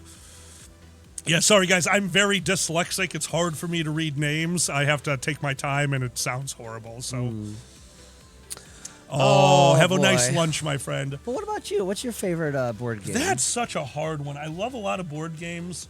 It really depends on what I'm in the mood for. You know me, Arkham Horror, with a good group of people who really want to play a board game exactly the way you don't want to play board games. Like, I love that one. That's a favorite of mine. Carcassonne. Carcassonne is so relaxing and fun. And even Infinite City. You know, I love those little tile games, those hex games. A lot of European-style board games I'm a huge fan of. I've only played Paranoia once. I enjoyed it. That was a good one. But no, I do love a good board game. But, I mean, I'm more of a card game person. Like Canasta, Cribbage. Well, my favorite card game is the one where you have to guess what job or person they are. Citadels. Citadels is fantastic. Citadels is probably my favorite card game, where each round you get to choose what character you are, and each round is the fun for me is trying to figure out who your friends are going to take. Yes. Because there's a logical answer, and there's what you're going to think they're going to take. Yep. Are they trying to make sure that the assassin doesn't kill them? Yeah. Did they take the assassin just so they couldn't be killed? What can you do about that? Yeah, no, that's a fun game. Raven, thank you for that sub. Thank you. Oh, dude, Seamus. Well, the problem with Arkham Horror is it's so hard to set up. It takes so long. We haven't played Arkham Horror. It's like an 8-hour game. Yeah, well, if you play with people who don't know how to play it, yeah. But if you play with people who know how to play, you could easily do a game in 2 hours. Okay. I said after the last time I played it here in the garage, we played 2 games, brand new players. Yeah. The first game took 6 hours. But it was only 10 o'clock. Like, well, you guys have played once. I bet the next game will go super fast. Like, let's just knock out another one. Yeah, we'll be done by like 1, 2 in the morning. 5 a.m. we finally killed Yit. Oh, God. You never know. Cosmic Cribbage is one of my all-time favorites. I grew up on that game. Cribbage. I don't know what I had. All right. Our next question goes to Dr. Larks. Zanny, with you being a newer D&D player, I want to hear your answer to this. What was my favorite Your D&D favorite character? D&D character? Even though I only got to play it for a little bit, I got to play an evil kobold. Yes, you did. And I was like, yeah, it was fun. I was like, you little kobold! That's where I got actually 10 years ago when we were first dating. We did a bad guys run. And I got to be an evil little kobold. So I think that was my favorite one because I just got to do whatever the hell I want and be an evil little kobold. Yeah, no. Oh, no, I got you, Shuk. What about you? Sorry, I could not pronounce the name. I was reading it so weird, I couldn't figure out who you were for a second. That's my fault. Nice. My favorite D&D character, I would still put it to Mendeleev. Ends justify the means. Ferret necromancer, who truly believed in making the world a better place, but, why go through all the rigmarole of dealing with the local government when you could just kill them all and put a clone of yourself as the government who could never stray from your ideals? Obviously. There you go. Everything is better. Oh. Yeah. Ends justify the means, true neutral, kind of definitely used the evil parts of him to get the job done, but always for a good reason. It was a very... sounds a bit Mr. House. Kind of, he took over New Vegas and, you had to follow Very what much he, so. But it seemed to work okay, so it's very like, much so. Yeah. That's awesome. Ferret necromancer. Yeah, he's actually my Nero character. I played him for a good 8 years before he retired. So I just marched him into the necropolis at the Nero game. And it's like, yeah, he'll be there. If anyone ever attacks the necropolis, send me an email. I'll show up and fight everyone. Amazing. Cosmic played one round, literally one roll of D&D and Meafit last year. Love the game, but the only people I know who play games live out of town. We haven't had game night here for over a decade, honey. Aww. Man. Yeah. Oh, Cosmic. I know how that goes. No, I get that. Oh, yeah. What are other questions? All right. Our next question goes to Matthew. Matthew, thank you so much. With traveling all over for various conventions, do you try to see local sites? If yes, are there any from certain cities or states that stand out? Maybe something you saw as you traveled. Oh, so that's funny. A great question. It's funny. We just went on a trip for green stuff, and our prices aren't so great here in Chicago. So yeah, we go on a little trip sometimes, and we actually stopped by a little. We want to see an overlook. That was really it wasn't what we were expecting. We wanted something that went out on the water onto Lake Michigan. But what we found is a place they couldn't have an overlook because it was always crumbling, and they showed pictures from where it used to look. They tried it, and they had to get rid of all the houses because the cliff kept crumbling. Yep. The erosion was knocking out the cliff face to the point where this whole park is on unstable land, and it's labeled everywhere, so they couldn't have an overlook because it would have fallen into Lake Michigan. Yeah. And yeah, absolutely. We do that all the time. Oh, my God, your sleeve. We do that all the time. Oh, man. But the other one was you showed Tails. me the really cool cliffs where it hit the water. We were out camping. There's a really cool cliffside where the waters crash real hard. There is a shoreline cliff face sheer drop off in Michigan along the Door Peninsula that the way the waves work, it carves them out. You know, it's not basically a flat cliff face. There's major depressions in there. So as the tide comes in, the water coalesces in these things, hits, and then shoots straight up into the air. So if you're standing on the shoreline, you're looking out over Lake Michigan and watching the water just shoot 20, 30 feet in the air because Lake Michigan's big enough that it's affected by the goddamn tides. Oh, my God. Of course Lake Michigan has shirtless guys, just not as many of them as Santos. No. I love that. Hey, Pandas, what's up? Pandas! How you doing, buddy? Good to see you, Peter. Have a good day. Have a good one, bud. Always love support. New Mexico, Texas, all the Red Rocks, driving through New Mexico, Red Rock Desert. Mm-hmm. We saw a bus. We saw a bus, and remember the Red Rocks in New Mexico? Yes. There's just a bus hanging over the cliff. We just see all sorts of crazy stuff. Like, definitely gonna see when we drive through there, Niagara Falls once. Niagara Falls, we have plans on seeing. Mount Rushmore is something that when we go past that, I've always wanted to see the Badlands in the Dakotas. Okay. The Badlands would be beautiful. But no, as we drive, I love just driving and seeing the sights. Going into Brazil, seeing Los Santos or Paul Salo, whatever the fuck I was. Daddy, help me out. Where was I? Seeing the city from the side of a mountain, that was gorgeous. That was one of the coolest things I've seen ever. Oh, wow. God damn it, Pandas. Oh. I like the Mount Poster. Oh, my God, sure. Pandas, you're not a macro. Come on. Yeah, fuck that president head. Anyway. Just call it his mouth. It's Vor. Thank God none of their mouths are open. It is Santos. Okay. Anyway. Oh, that's neat, McCall. I didn't know that. I enjoy the Wanderer app on VR like Google Maps and Street View. That's actually kind of neat. Ooh. That's really kind of neat. The Wanderer. I'll have to take a note on that. That's really cool. That's really... Yeah, but no, driving around is one of my favorite things to do. There's some beautiful things to see in America. There's untold beautiful things to see in Brazil.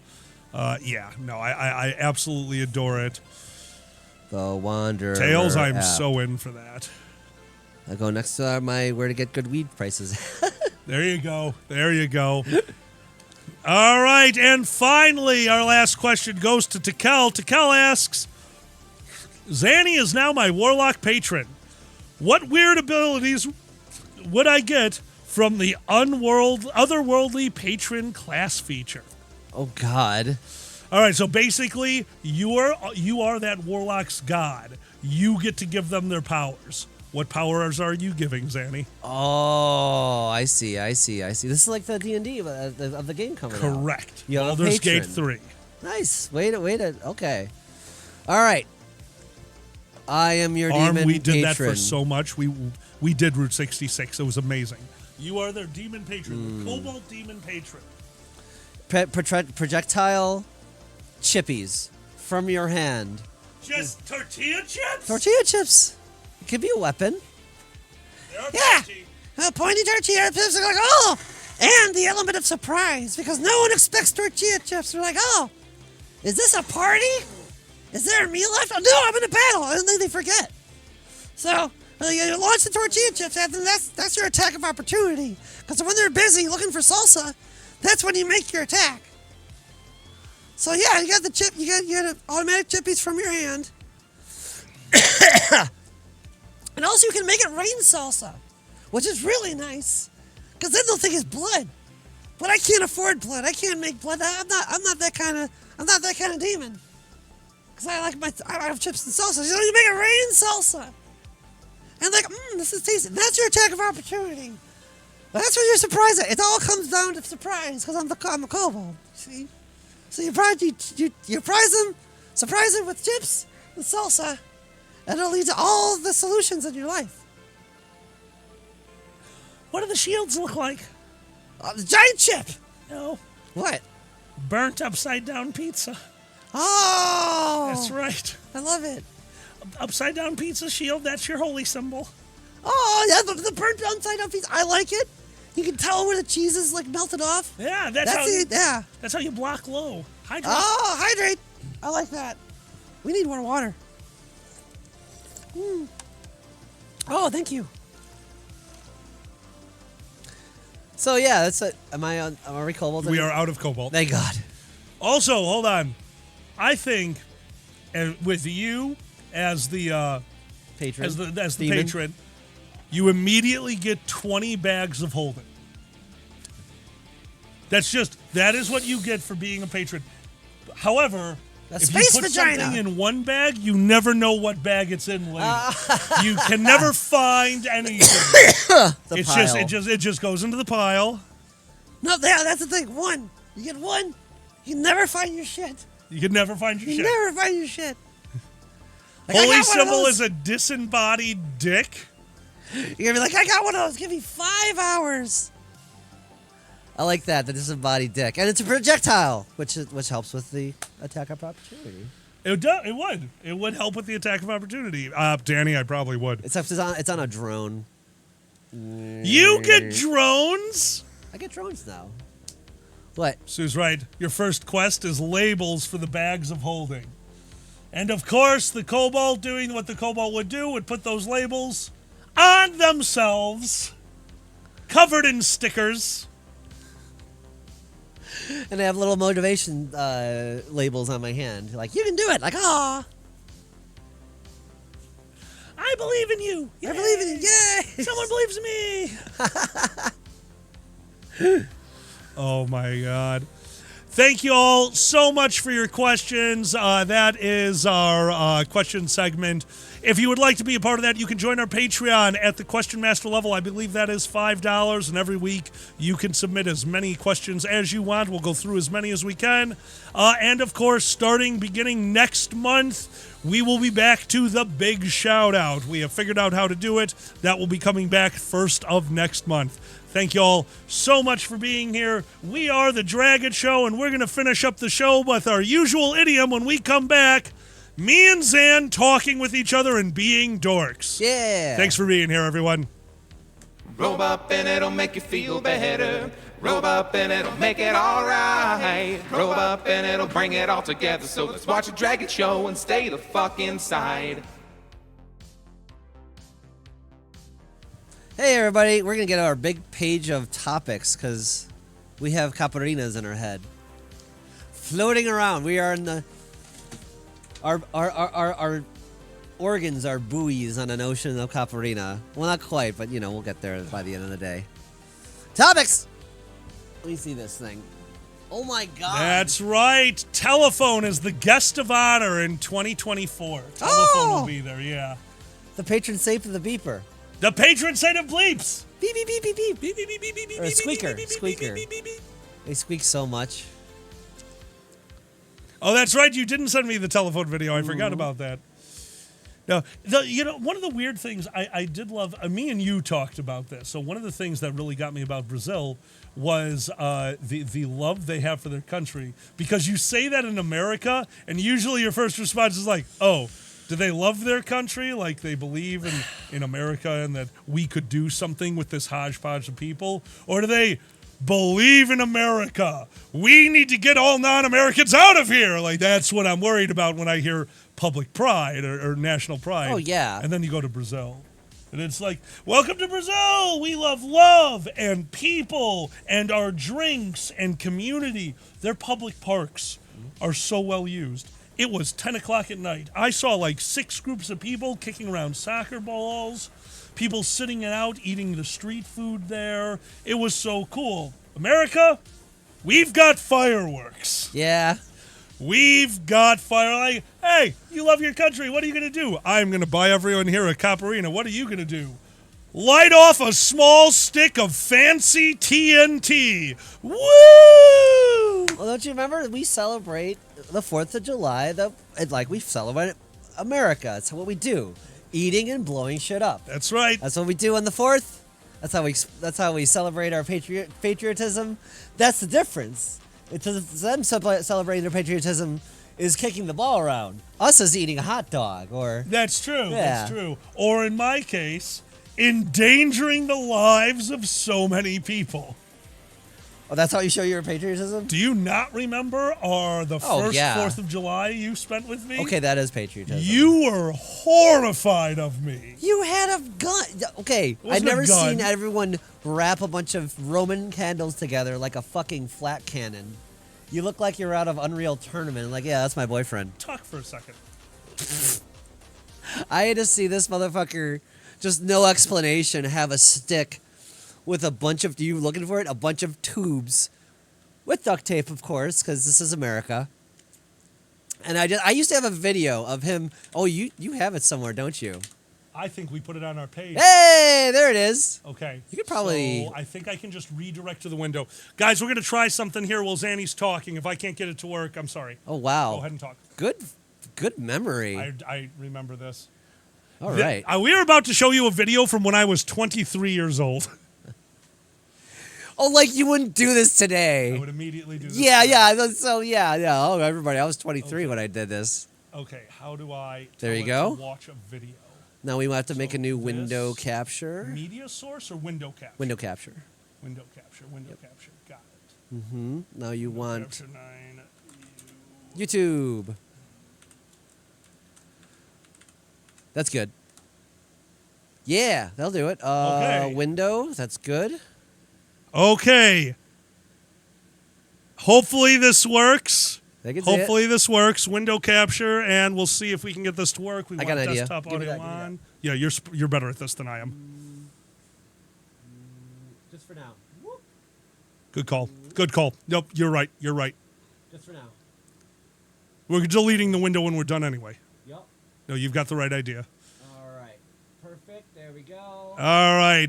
This is how we celebrate 4th of July. This is one of the smallest ones I made. I believe this is 50 Roman candles tied to one, lit with one wick. Ooh. I'm a genius. You're so smart. You're my smartest parent. America! America! America! America! America! And then the cops came. No. I mean, they come a lot. Hey, well, sometimes. All right. And then No, that's not what we should be listening to. Shit. We Just fell off pause of it. the... Just pause it and go back to the thing, and we can. There we go. We fell off of the... Oh, is that our music? Yes. No copyright jazz. No, minimize, and we just have to get rid of that. Or which one was it? This one, right? Yeah. It might be doubled now, so you might want to delete it. Yeah, where is it? Where's delete? Why don't I see delete? There's no delete. Only Zool. Garbage. There we go. There it is. There Coffee we go. jazz. That's right. That's right, Pendas. Yes, that is my magic missile. I LARPed. Of course we shot bottle rockets and Roman candles at each other. And I did see it go by in chat. I forgot to tell you, when they announced telephone at closing, somebody fainted. Oh. Somebody actually fainted. Wow. We have something similar. We throw it at people. Espada de Fogo. Okay, what's Fogo? Because that's what also we call our Fogo de Chao. Fogo de Chao, yeah. This is one of our Brazilian steakhouses. Blue Snow, that's exactly how it works. Fire sword. That's Fire. Right. I love it. I love it. You can't go wrong with a nice fire sword. True. It's in the Bible. Isn't it? What, the fire sword? Yes. Help me out. Doesn't the Bible have a flaming sword? Yes. That's so ridiculous. I love it. You know what I just realized? What's we that? are, oh my God. We are 77 people away from our follower goal of 2,000. Oh my God, y'all. Shanur, how are we not dead? Shanur, I have burned myself so many times on fireworks. Learned the lesson very quickly of how to light fuse properly, because don't forget, a lot of fuse has a jet off the back. So if you light it and the jet's face, I have burned my hand like to a bad level so many times. So many times. Life of a Magician. Isn't Life that of a what Magician. You did? Oh no, that one was so much worse. Oh yeah. That's what I did. I did have a small. It's the equivalency of a squib. I don't know if you guys know what that is. A small explosive device that's held in your hand. Mm-hmm. So I had flash paper that I was palming in my hand between my thumb and my middle finger. Flash paper is quick burning paper that leaves behind such little residue you can't even see it. And inside I filled it up with green flash powder. So it was a little like ball, about that big, filled with gunpowder that goes green. And the thing I learned about flash paper is there's a chemical on that when it gets humid, when it gets moist, like it would be if you had to palm it in your hand for half an hour before setting it off, it turns into a paste. I went to release, it stuck to the side of my thumb right here, blew up, and took the skin and wrapped it around the front. I actually had to get steroids to regrow the muscle damage here and up here, and to this day, and I'm a card trick magician, so this doesn't go well. I can't feel the tips of my fingers very well. So yeah, I did some major nerve damage with that one. But on the other hand, you have no idea how cool it looked when I, as the major caster in the moment, yelled out some Latin nonsense, held up my hand, and the entire thing was encapsulated in a halo of green fire. Because when you do something like that, it happens so fast. It was sharp, sudden pain and then nothing. It took my body like 10 minutes for all the nerves to reactivate. And then I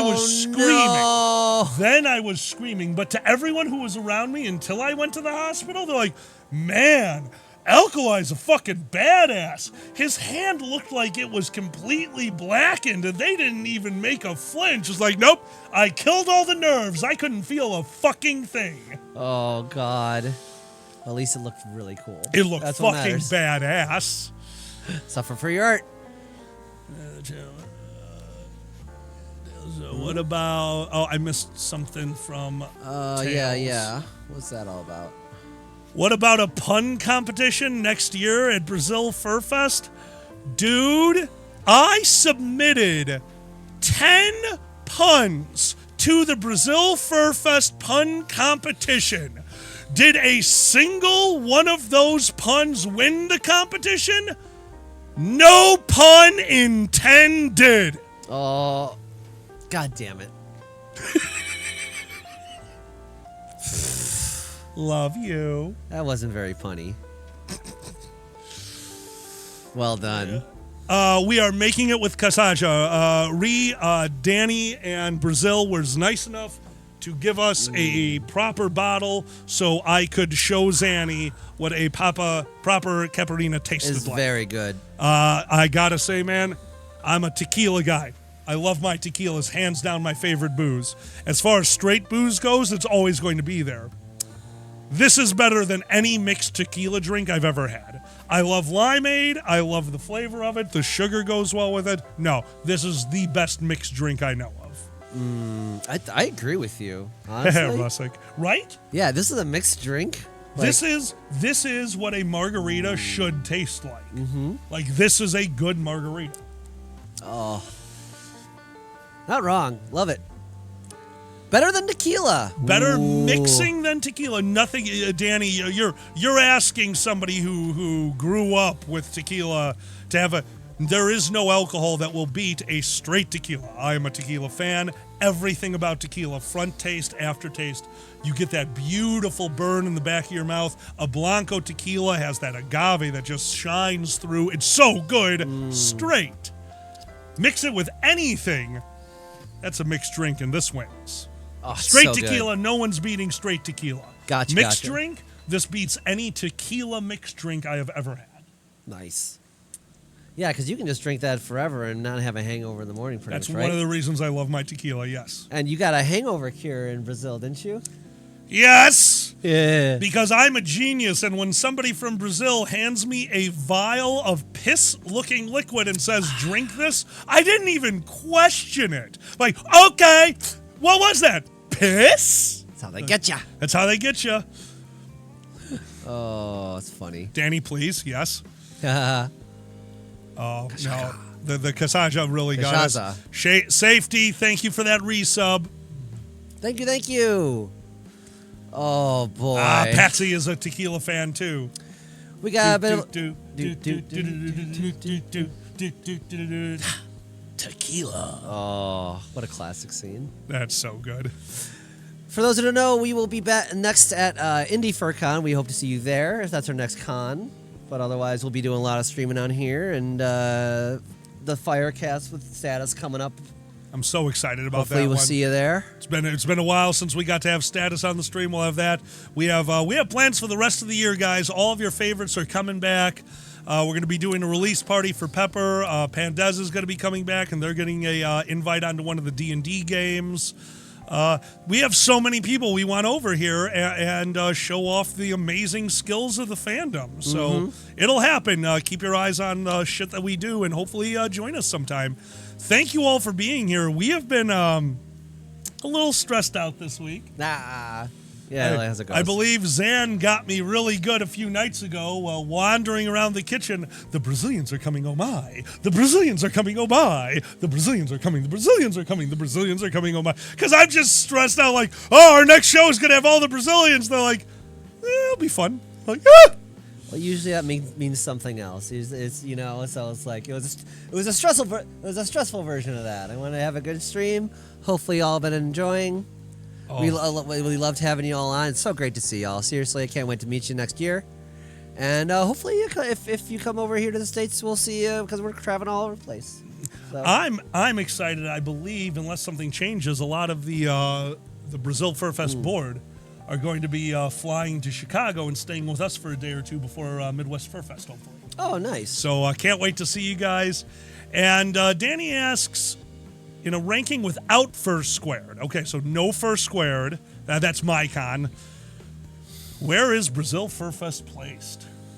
Oh, gosh. Without thinking, I can say top 3. Without even considering it, I will say that's one of the top 3 experiences of my lifetime. Nomadicon making me guest of honor and getting to go to a convention where I was the only means of entertainment with my mate. That was fun. It's really hard to beat 2 performers who show up to a location and then they tell you, do whatever you want. We need like 8 hours of programming out of you. We're like, okay. And we had the time of our lives just doing what we do. That's time with my mate. Hard to beat that one, buddy. Yeah. And one of the coolest things was like people got to know us. They talked to us. There was people see our stuff, and it was so much more of a communal just because you kept on seeing the same people. Exactly. I got the nicest message after is that, hey, someone saw your stuff and got to talk to you. They're way more comfortable with themselves now. They heard about that you got your bottom surgery and you had you've been taking your hormones and you're cool with how you're presenting, and like it helped them to take their transition. So I love hearing No, stories that's wonderful. like that. I love stuff like that. So I love that. Nomadicon, I mean, that was an amazing experience for the two of us. Same thing with Seattle. We went to Furfest out there as the guest of honor, and we got to have a con on the beach. Their closing ceremonies coincided with the setting of the sun over the ocean. Fuck me.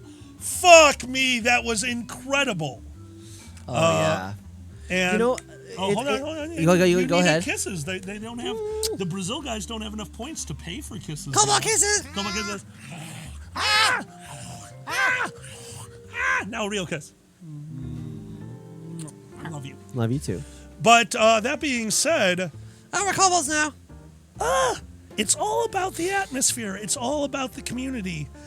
Furfest, Nomadicon, and Brazil Furfest. The community, guys. The community. It's so hard to choose which one wins among those, but the other two got to win because I was there with my mate. So ask me the question again next year when I get to go to Brazil Furfest with my mate. I think that might change my answer. Another love is in the air. Love you. Love you too. But we're still Cobbles. We cheated. Oh, we cheated. Oh.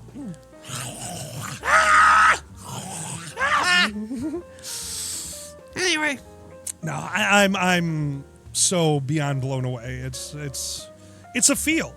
It's a feel. I mean, Zan and I are some of the luckiest people on the planet. We get to go to conventions basically for a job. I think this year we're going to be hitting a grand total of 13 different conventions. Oh, wow. Like, don't get me wrong. The magic is always there. But it is something that we're doing to support the show, to support ourselves.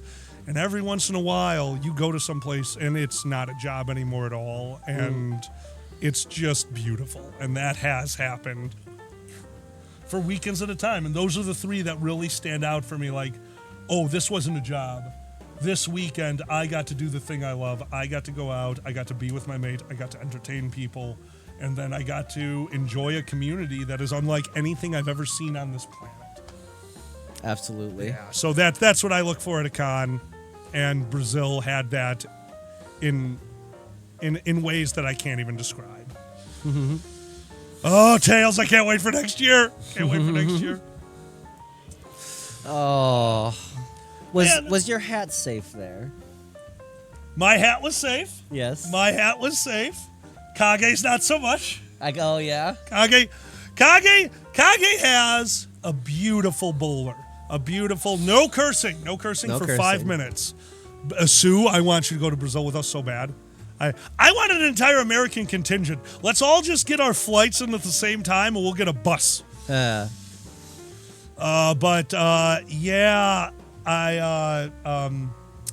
has a beautiful fitted bowler hat.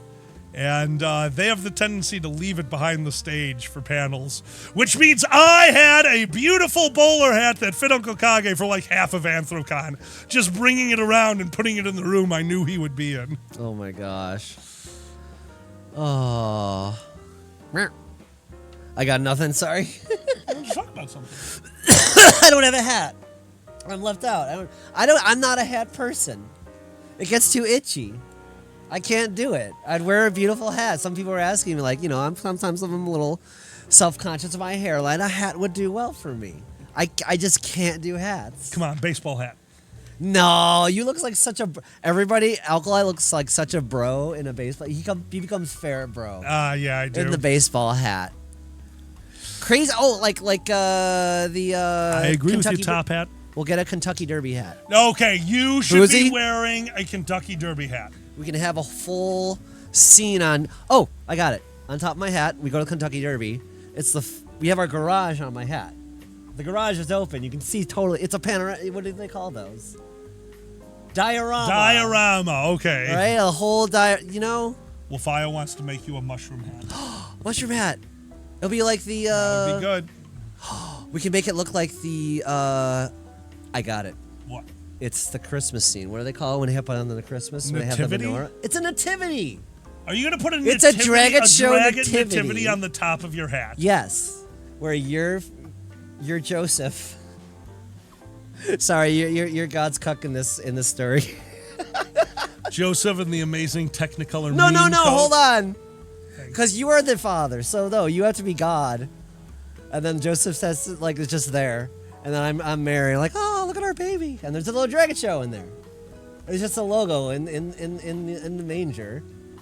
People ask so many questions, you have to explain. It's a good conversation piece. Come on. I like it. And fireworks. Obviously, fireworks coming out of the hat. 30 minutes. Thank you for the follow, Rubby. Your avatar Ruby? just fires Ruby. fireworks. Sorry, Ruby. And it's, everyone, it's good. It's good. Fire. Everyone loves fire. And God said, I'm not here. Hydrate. Oh my God. Lord, I need your help. I'm not here. Oh, again. Gosh dang it. Fireworks coming out of the baby. It just explodes. America. Yeah. Welcome to the Dragon Show. Oh, fuck. Oh, guys, we are on the last 20 minutes of the show here, so at this point we will open it up to the audience. Thank you for being here. Yes. Any questions, anything you guys want to do? We're going to talk about your topics to finish it off today, and then don't forget, at 2 o'clock in about 22 minutes, we will be passing you over to the amazing Boozy Badger. Like you said, we're patriotic here in America. We see too many flags, like, oh, God. Yeah, and our flags end up with weird, colorful lines on them, and we don't know what half of them mean. We're in a bit of a state right now. Until the next election, people are going to be like, "Oh, this is a real American," blah blah blah. So, yeah, it's that's about right. It's just a thing. Until then, we love y'all. Love you guys. Somebody in the chat asked, what are our next conventions? Our next con coming up is Indie FurCon. That's our very next one, followed by Megaplex, followed by, I'm forgetting one. Look, the two I know that are coming up are IFC and Megaplex. We will be at both of those. Obviously, we will be at MFF, and I am definitely forgetting a convention that we're supposed to go to. I'll have to look at my schedule. Sorry, guys. Furvana, maybe? Furvana is a big maybe right now. Furry Migration is very hard for me, Top Hat. That's traditionally for me, that was always on a roll weekend. So since I never went, I didn't think to look at it. Denver is the weekend before a big thing for us. Unfortunately, I don't think I can go to Denver. Yeah. And the thing also, is, I have to be invited to them. You guys know how right. it goes. It's not like, oh, you didn't invite me. It's more of, we need a table, we need to sell our stuff so we can afford the trip. That's really it is. We'd love to go to all the cons, but we literally have to do this for a job, and it costs a lot of money. We got to sell the stuff. Buy our shirts. Wapafa Zan is 99% sure they're going. Pretty sure, not sure, yeah. I might be saving money on that one and staying home and doing the stream, or I might go with. That one's going to be a last-minute call. But I do love Wapafa. I've only been once. Have you been twice now, or still just once? One time. Yeah, so we've both been there once on different years. I love that convention. It's a really fun time. Do we plan on visiting Brazil other than Sao Paulo and Rio de Janeiro? I mean, to answer that question is, I think next time we go to Brazil, we're going to try to stick around. Where we go when we stick around, I have no idea. We're going to just let people drag us places and give us vials full of yellow liquid. Oh, I'd love to go to all the cons, spend a whole weekend working and not enjoying. Then we Cosmic. I know how that is. That is a big part of it, Cosmic, especially for us. A lot of conventions, not Brazil, obviously, but a lot of our conventions, until like 10 o'clock at night, we're basically working. So, and honestly, if you ever see us at the table, come by and say hi. Oh, please. But just know we're there to sell our shit, too. Oh, yeah. No, everyone's pretty. Would you be able to keep going? Absolutely. It is hot in here. It is so warm in here. I'll be back. You brought Brazil with you. Aw, it's so warm. But for those who are just getting here, we are The Dragon Show. We've been doing this podcast for about 12 years, and then maybe we became the Twitch stream when everyone started doing that. And just been doing this, and we streamed a crazy look. What was the yellow? The yellow liquid was hangover cure. And I believe... Oh, Mikkel. What's funny, because I actually do really well in the heat. And one of my little superpowers is I don't have to worry too much about burning in the sun, thank God. So that's going to come in handy. I'm up that level where if I'm out all day, I will definitely burn. But if then I'll have to put on some suntan. But otherwise, I got that superpower going for me, so I lean into it. Way to shout Wapafa. Yeah, absolutely. It was a great time. For those who don't know, Wapafa is like outside. There's like a nice cabin area. There's a first and second level. They serve all the sandwiches on the first. Everyone comes out for like when the meals are happening. There's a nice outside area. Everyone's just kind of convening around this big area. And there's a big white tent for us to have our panels in, which people may or may not know if there's panels there. So that's always fun. It's okay. So you need a bus from the hotels to the little cabin area, and then you can get shuttles back too. So that's how that all works. But there's the woods right there if you want to go find a chupacabra or something. Okay, Brazil, I have to know. We have so many cryptids and weird stuff in America. We have well, we don't have chupacabra. That's more. But do you have any there? You have to look out if we go in the woods. We're just gonna enjoy the rest of the day. Play some Rocket League. I've included Alkali into Ghost Trick. It's one of my favorite little Solvey puzzle games made by the Phoenix Wright people. The Jersey Devil, the Bell. What's the Bell Witch? And of course the Chicago Mothman. Yeah, we got the Mothman here in Chicago.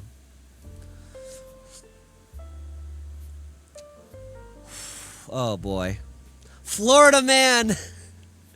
Florida Man is not a cryptid, Doman. Come on. Kaipora, what's that? Well, I got Bigfoot right here, obviously. I always say, I just dress up Alkali into his fursuit. He does have one. People are like, Ma, I found Bigfoot. He's adorable.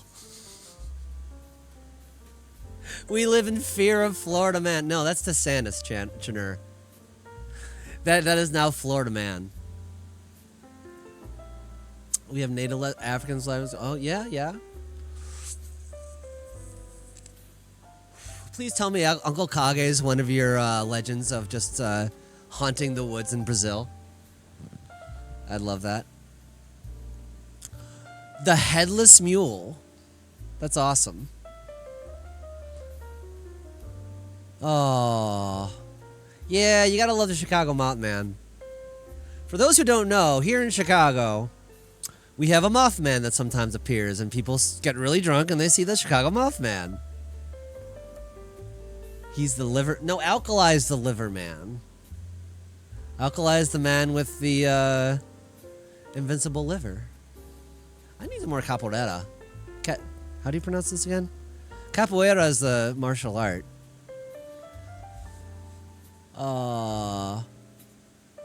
Uncle Kage's a piranha. Do y'all have piranhas there? I was always one of those things I was always scared of, like going in the Amazon. Ferret. What'd I do? You're a ferret. I'm a ferret. I think Kage is a cryptid in Brazil. People just see him and they just hear, "My boy." He's a capiranha. Is that what that was they mentioned? Yes. I was asking what their local cryptids are. Okay, so capirinha is the drink. Capiranha is a fish. So Kage made the capiranha, and that's their persona in Brazil. Yeah. That's nom. A piranha pandas. I'm a piranha when you put meat in front of me. Alkali will serve up his delicious dinners for me, and I kind of inhale food. So I always feel bad. You shouldn't feel bad. You enjoyed it. It was really, yeah. Capybara is a weird dog. I love capybaras. Capybaras. Kobolds. well, I love every time I'm like, hey, Zanny, I'm going to start cooking. You're like, okay, I'll get the chips. I'm like, what? I'm making dinner. Yeah, and I'm having my appetizer. Every meal should start with chips. Every meal should start with chips. You were so mad when I couldn't finish my burger because I started with chips. Oh, my God. That's a wonderful question. Gibbs wants to know, how do you inhale food and you're still so damn thin? Because that's the cycle. I'm like, here's the cycle. Wake up in the morning. Oh, my God. What did I eat? Oh, right. I was high. I don't remember what I ate. Yep. And then I get, like, I'm not hungry for a while. So do I, Sue. Dinner time comes around. I'm coping by the, I need food! And so I smoke a little weed before alcohol gives me food. Like, no. My God. It's really good. Top Hat Gabriel says their kid does the exact same thing. Just inhales the food. Sorry. Oh, my God. So good. What con were we at that had capybara? Capybara? Yeah, was it IFC last year? Did they have a capybara? As a not mascot, IFC, not IFC, MCFC. Oh, just out there? I think it was MCFC had a capybara. Free for Cobbles to ride. Wee! No, it's adorable. Yeah, those I think it things was are so like good. MCFC maybe they had it just out there. I don't know. Domain, is Florida Man an American cryptid or not? It totally depends. Cool. Did you tell him about Chicago Mop Man? Chicago Mop Man, Chicago I sure did. Mop Man. Love Chicago Mop Man. Someone gets too drunk, they see the Mop Man. Oh, Gibbs, that does not work at all. That's how I eat, and I'm still a fat fuck. So no, that's not how it worked. You see this? Nope, MCFC had the baby goats. What con had the capybara? I can't remember now. Yeah, sorry, I can't remember. That's right. Pandez had the goats for the charity Sting at his house. Oh, jeez. Yeah, they were just in the living room. In the living room, like, we got goats now. That's Sam, amazing. Can we get a goat? Oh, you really want to go? I really want a goat. It's legal. We can do it. I could have a hiking buddy, and it could be a goat. We don't have that many tin cans. We could cartoons. drink so much Coca-Cola. All right, we're gonna have to have a lot of soup. So from what cartoons have taught me, they eat tin cans. Soup. Dragon Show is the goat. We met the nicest goat in Brazil. Very nice. Okay, here we go. All right. A few cryptids from Brazil. Saki. A black screen boy, black as charcoal, that has one leg, is able to become a hurricane, wears a red cap, and smokes a pipe. That's a badass. Trickster spirit does a lot of mischief. A pink dolphin, said to become a man during evenings and get single ladies pregnant. North Brazil legend. A headless mule. If a woman sleeps with a priest, she becomes a headless mule, which spits fire from her neck and rides across the fields at night. Botania, a snake with 100 eyes. Holy shit, we need to move. All the cool animals are in Brazil. I want to visit northern Brazil. I do too. Is Pip Squeakery coming back to MCFC? Hell yeah. Hell yeah. I want an emotional support goat. I mean, that's about right, Shanur. Also, fuck off. Fuck off. Oh my gosh. I'm still recovering from the con. I'm just recovering from the heat. We've been here for a while. You can't see us, but it's real. We're sweating in here. Oh yeah, we are both. It is 85 outside right now, and in this garage it's easily 90. We have the vent, the fan. It is not helping at all. Hey ladies, that's right, Des. A pink dolphin. That explains all my toys. They're pink dolphins. Anyway. And they vibrate. He also vibrates. He's like, oh yeah. Oh, Cosmic, what do you guys got out by you? Well, I mean, soon, next year is the scary theme, so that works. That is. That's awesome. I'm going to need a pink dolphin fursuit. Or a snick fursuit with so many eyes. Just googly eyes all over. That's right. Yep, next year, Brazil, haunted house. It's so cool. Oh, wow, they're doing the whole haunted house? That's their haunted convention. That's I can't awesome. wait. I'm so excited for next year. Yeah, everyone seriously start working on your passport thing now. I don't know if you guys know this. Last year, we couldn't even consider me going to Brazil. I'm adopted from a closed adoption, and it took me half a year to get the government to say, all right, you say who you are. I guess we'll issue you a passport. Like, it was horrible. Oh, my God. Apocalypse is haunted all the time. That's true. Oh, fudge. Start saving, Des. That's what we're doing. That's right. Oh. Oh, Mikhail, you too? Hell yeah. Ghost of Quack will torment my... He better be alive. I need that duck.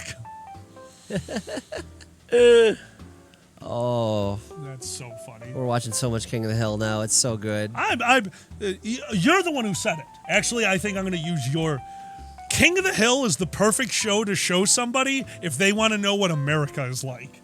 Like, it's such a slice of life, kind of. Yeah. The pretty good representation. Like, trying, but stupid sometimes. Oh, yeah. The weirdness is there, and you can see it, but they're like good people trying. Good people trying, And, like, there's every once in a while, like, oh, God, there it is. Damn it, Bobby. That's great. Oh, Bill. Bill's an amazing character. I need to know, hey, Hank, is there anything that you really want to cling on to? Is there anything that you would really hate if we got involved with, Hank? Hey, Hank, what? You have to remind me. Oh, the beefy vegan. That's the new one. Hank's gonna be like, Bobby, I need you to know about the beefy vegan. He's important to me. Your mother and I are now in a polycule. This will be the new King of the Hill. We're a thruple now. Bobby, I've been staring at John Redcorn's pecs now for 13 seasons, and I just needed a slice of that beefy vegan. Bobby, I just wanted to tell you, you were right. You were right. Hank's wearing a collar. Holy shit, Hank Hill cannot wear a collar. My pup name is Bernie. Get it? Pup Bernie. Pup Bernie. God damn it. Propane, and now he sells BDS gum gear. Both propane and propane it's accessories. a small jump. Absolutely. Dad. Oh my God. We love that show. But yeah, Zan will wander around the house every once in a while talking about the beefy vegan. That was for me and Chris hanging out and just being jackasses. Oh, the duck is totally going to be on Whose Line. All of you are on Whose Line. Danny, Whose Line is for the audience. All I do is run a panel. All you guys perform. Absolutely. Pup Pain play. That's right. Pup Pain and Pup Pain. Pup Pain accessories. Dad, that's just a whip. I know, Bobby. Quack. Oh my God. Oh my This God. electroshock tour is powered by propane. It'll never run out for you, no matter how long the room party goes.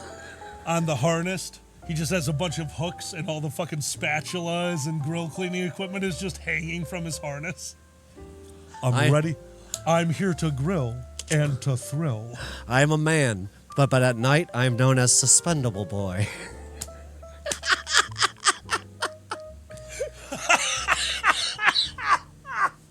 If I'm not hanging on the ceiling, I'm just not having as much of a good time.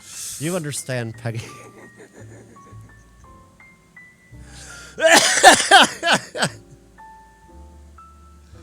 Oh my God. Hank, what did you do to my boggle? Hank, why is your voice so weird? It's called breath play, Peggy. It has certain things that you just need to accept. I'm on estrogen now. All I'm on estrogen. I'm done. It's for the man who needs the more well-rounded boob. Oh my God. I'm at peace with myself now, Bobby. All right, I'm done. That's right. You would be. I can't wait to see the new one, see what they do. Because, man, it's going to be interesting to see where they go with the modern King of the Hill. Ren, what's up, dude? Hey, what's up? I'm so excited to see how they're going to deal with old Hank. Because old Hank can't be old Cotton. Old cotton was an allegory for like that true American chauvinistic people that we all. That's such a big thing in America. Your parents are people from out of time. Well, I think that's the difference about Hank. He's willing to learn and change. Exactly. And that's what not Cotton's doing. So exactly. Hank's gonna hold on to his old beliefs and stuff, but if he sees people are like more happy or get along, how many times does he put on a fucking dress? Yeah, Just no, because his friend needed it. It's a surprisingly good show with so much heart. Like, I had seen King of the Hill when I was growing up, but I never really gave it the chance that I have now as an adult. Oh my God, it's so much better show for adults. Dangle puppets all with leather everywhere and a lot of sweat, and it's not my bag. All over me. You got to slobber all over the dong. That's what they're looking for. It's just the dong. Just got to remember your safe word, man. Just don't forget your safe word. And just go to Bedburg. All of a sudden, got that red ass down there. This nice red like banana, but he didn't know my safe word, so I'm like, yeah. Like a cherry, but it's not a cherry no more because I took care of it. Signed Boomhauer. I need a cigarette. Sounds good. All right. What if they want a steak well done? They get the hell out. This is Hank Hill we're talking about. He's an advocate for trans rights, gay rights, but if you get a steak well done, he will shoot you. America. I agree. I hope so. We'll never forget when we went to the Brazilian steakhouse here for John and Di's anniversary. Our buddy, John the Human, their wife, not the biggest fan of meat. Definitely doesn't like bloody meat. So we had to sit at the table when the wait staff came over and specifically asked her, it's like, ma'am, you haven't eaten a lot. Is there something we can bring you? Is there something you would like? And she looks at me like, what's the really good meat? The filet? They're like, yeah, the filet mignon. Would you like some of that? She goes, yeah, could I get that well done? Myself and John just like, oh, we're about to get kicked out of a restaurant. The waiter was so professional. He was like, of course, don't worry about it.